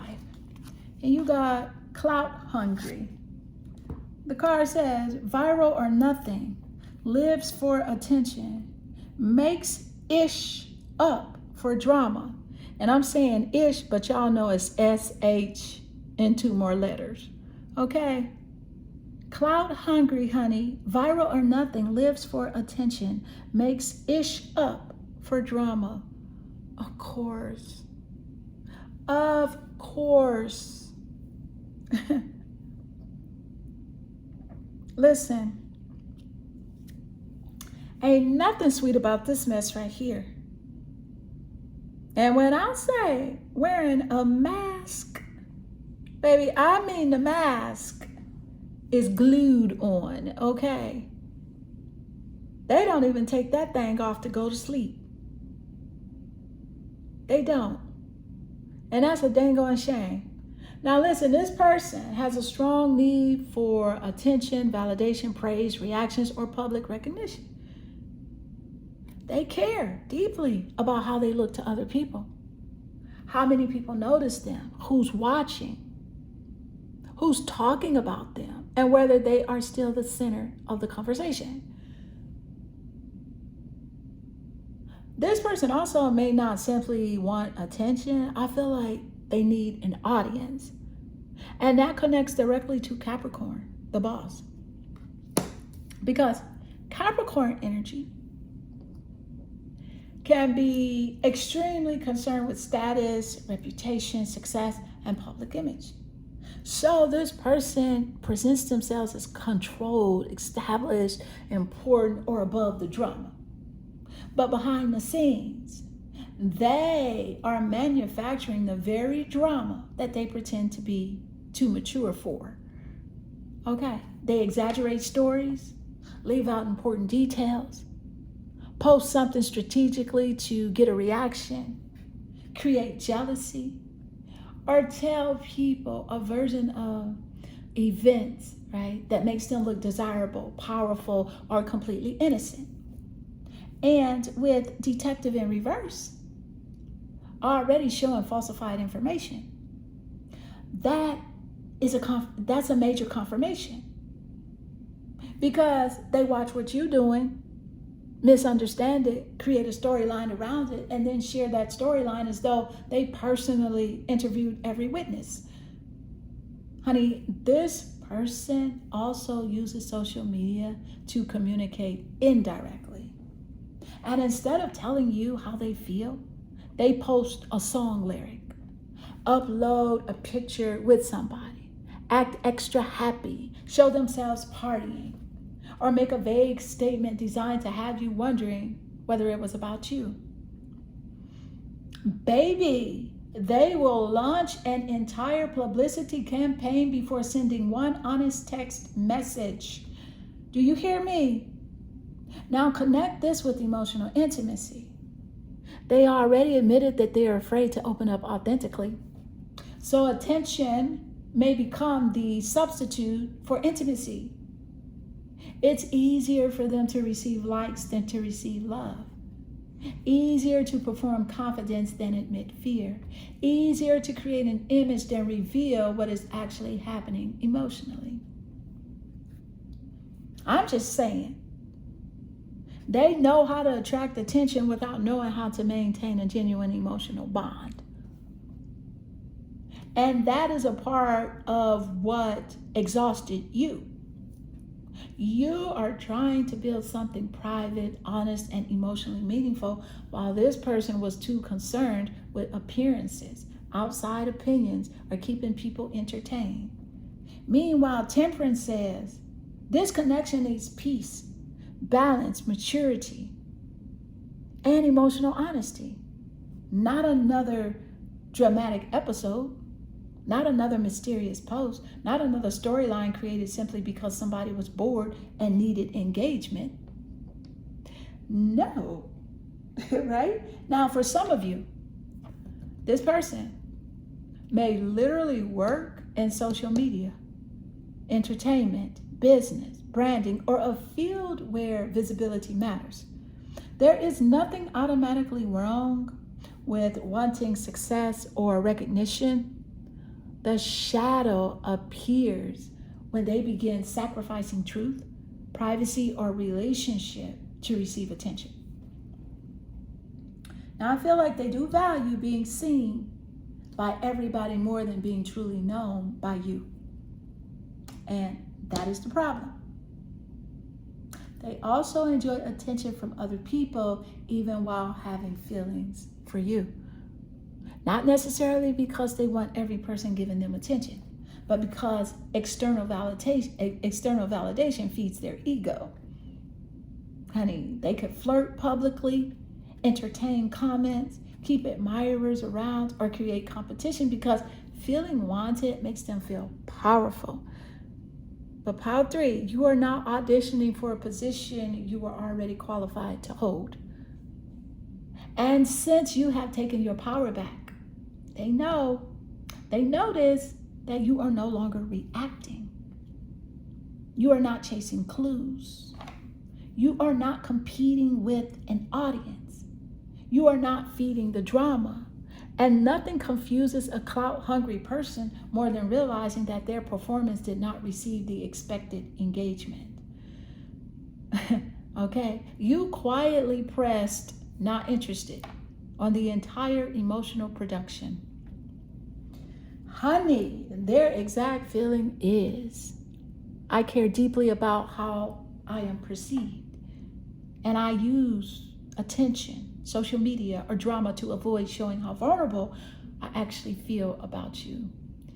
Your lack of reaction makes me realize I cannot perform my way back into your life.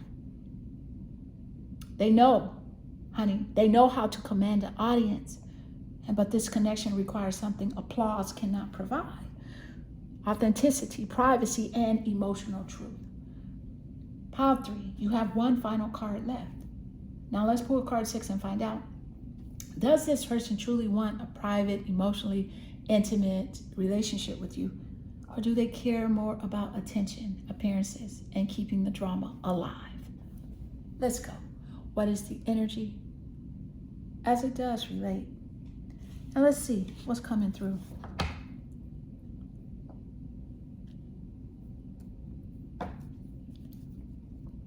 Card 6.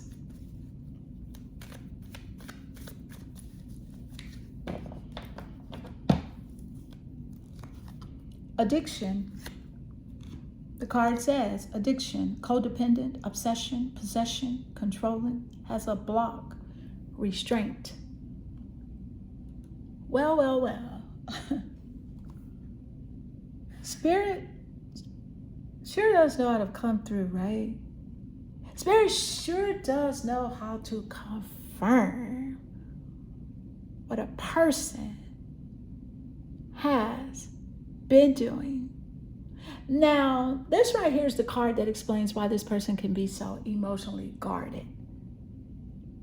Right? Why they can be so watchful, so controlling, and still so deeply affected by you at the same time.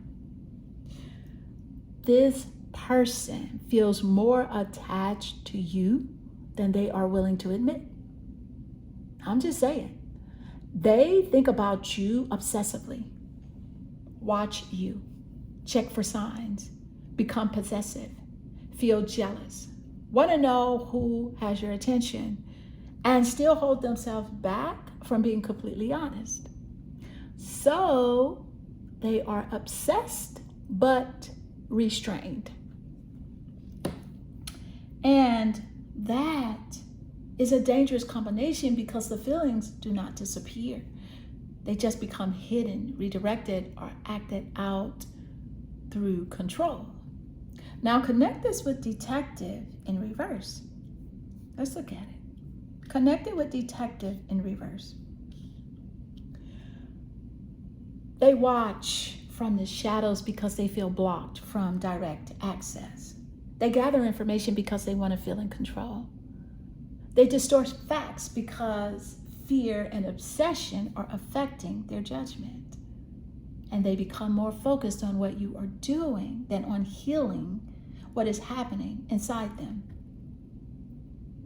They want answers about you because they do not want to confront the truth about themselves. Now connect this with Capricorn, the boss. Capricorn wants control, structure, authority, and emotional restraint. But addiction says the feelings may be stronger than the control they are trying to maintain. They are trying to manage an obsession like it's another item on the business calendar. So they'll say, I'm fine. I'm focused on work. I'm not thinking about them.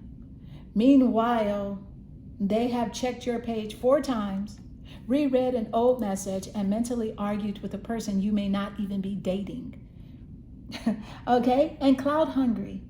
That card says it adds another layer that this person uses attention from other people as a distraction.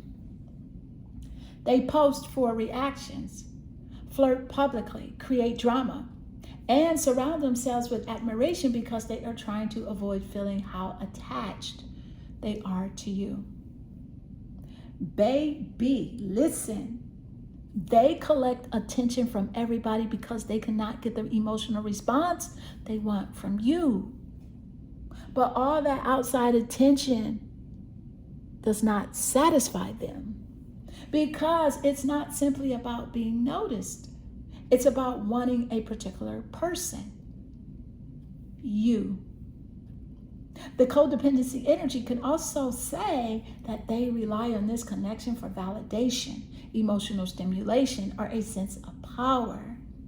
Honey, they want you close enough to reassure them, but not close enough to see how vulnerable they really are. They want to know that you still care, still watch them, still react, still feel something. And because your attention, it feeds an emotional need that they have not learned how to meet for themselves. They are addicted to the connection without being emotionally equipped to sustain it. And that is the block. They feel drawn to you. They even feel unable to fully let you go. But fear, control, ego, attention seeking, and emotional avoidance are restraining the connection from becoming healthy. So yes, their feelings are intense, but intensity is not the same as intimacy. And that's the truth. So yeah, they can obsess over you and still refuse to open up. They can feel possessive and still fail to offer commitment. They can watch everything you do and still avoid authentic conversation. And pile 3, that is why you pulled back. That's why you pulled back. You needed rest. You needed peace. You needed to stop carrying the emotional weight of somebody who wanted closeness while remaining blocked. And you cannot heal inside a connection that keeps feeding on your energy.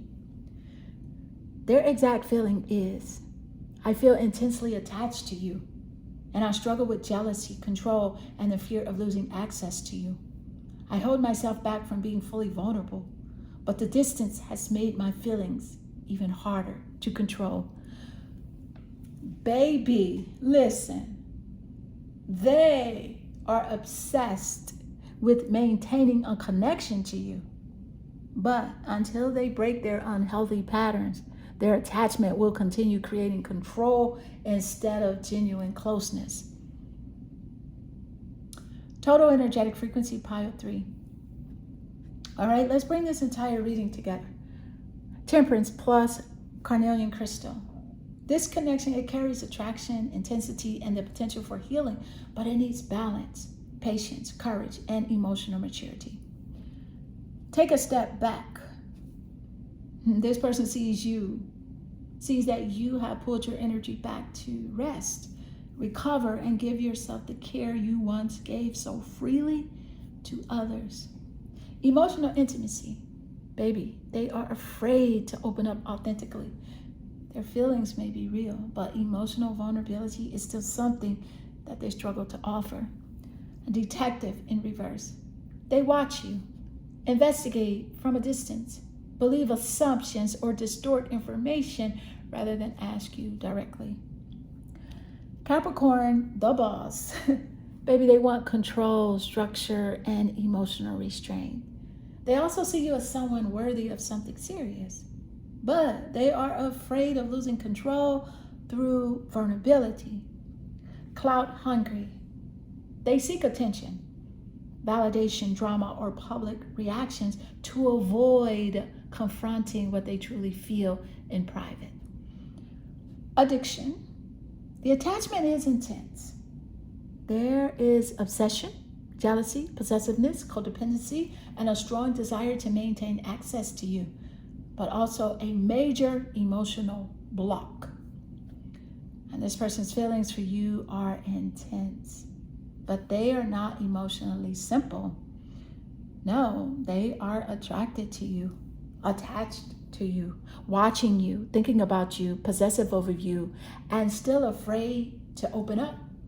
And that means the connection may feel strong while also feeling emotionally restricted, because they want closeness, but they also want control.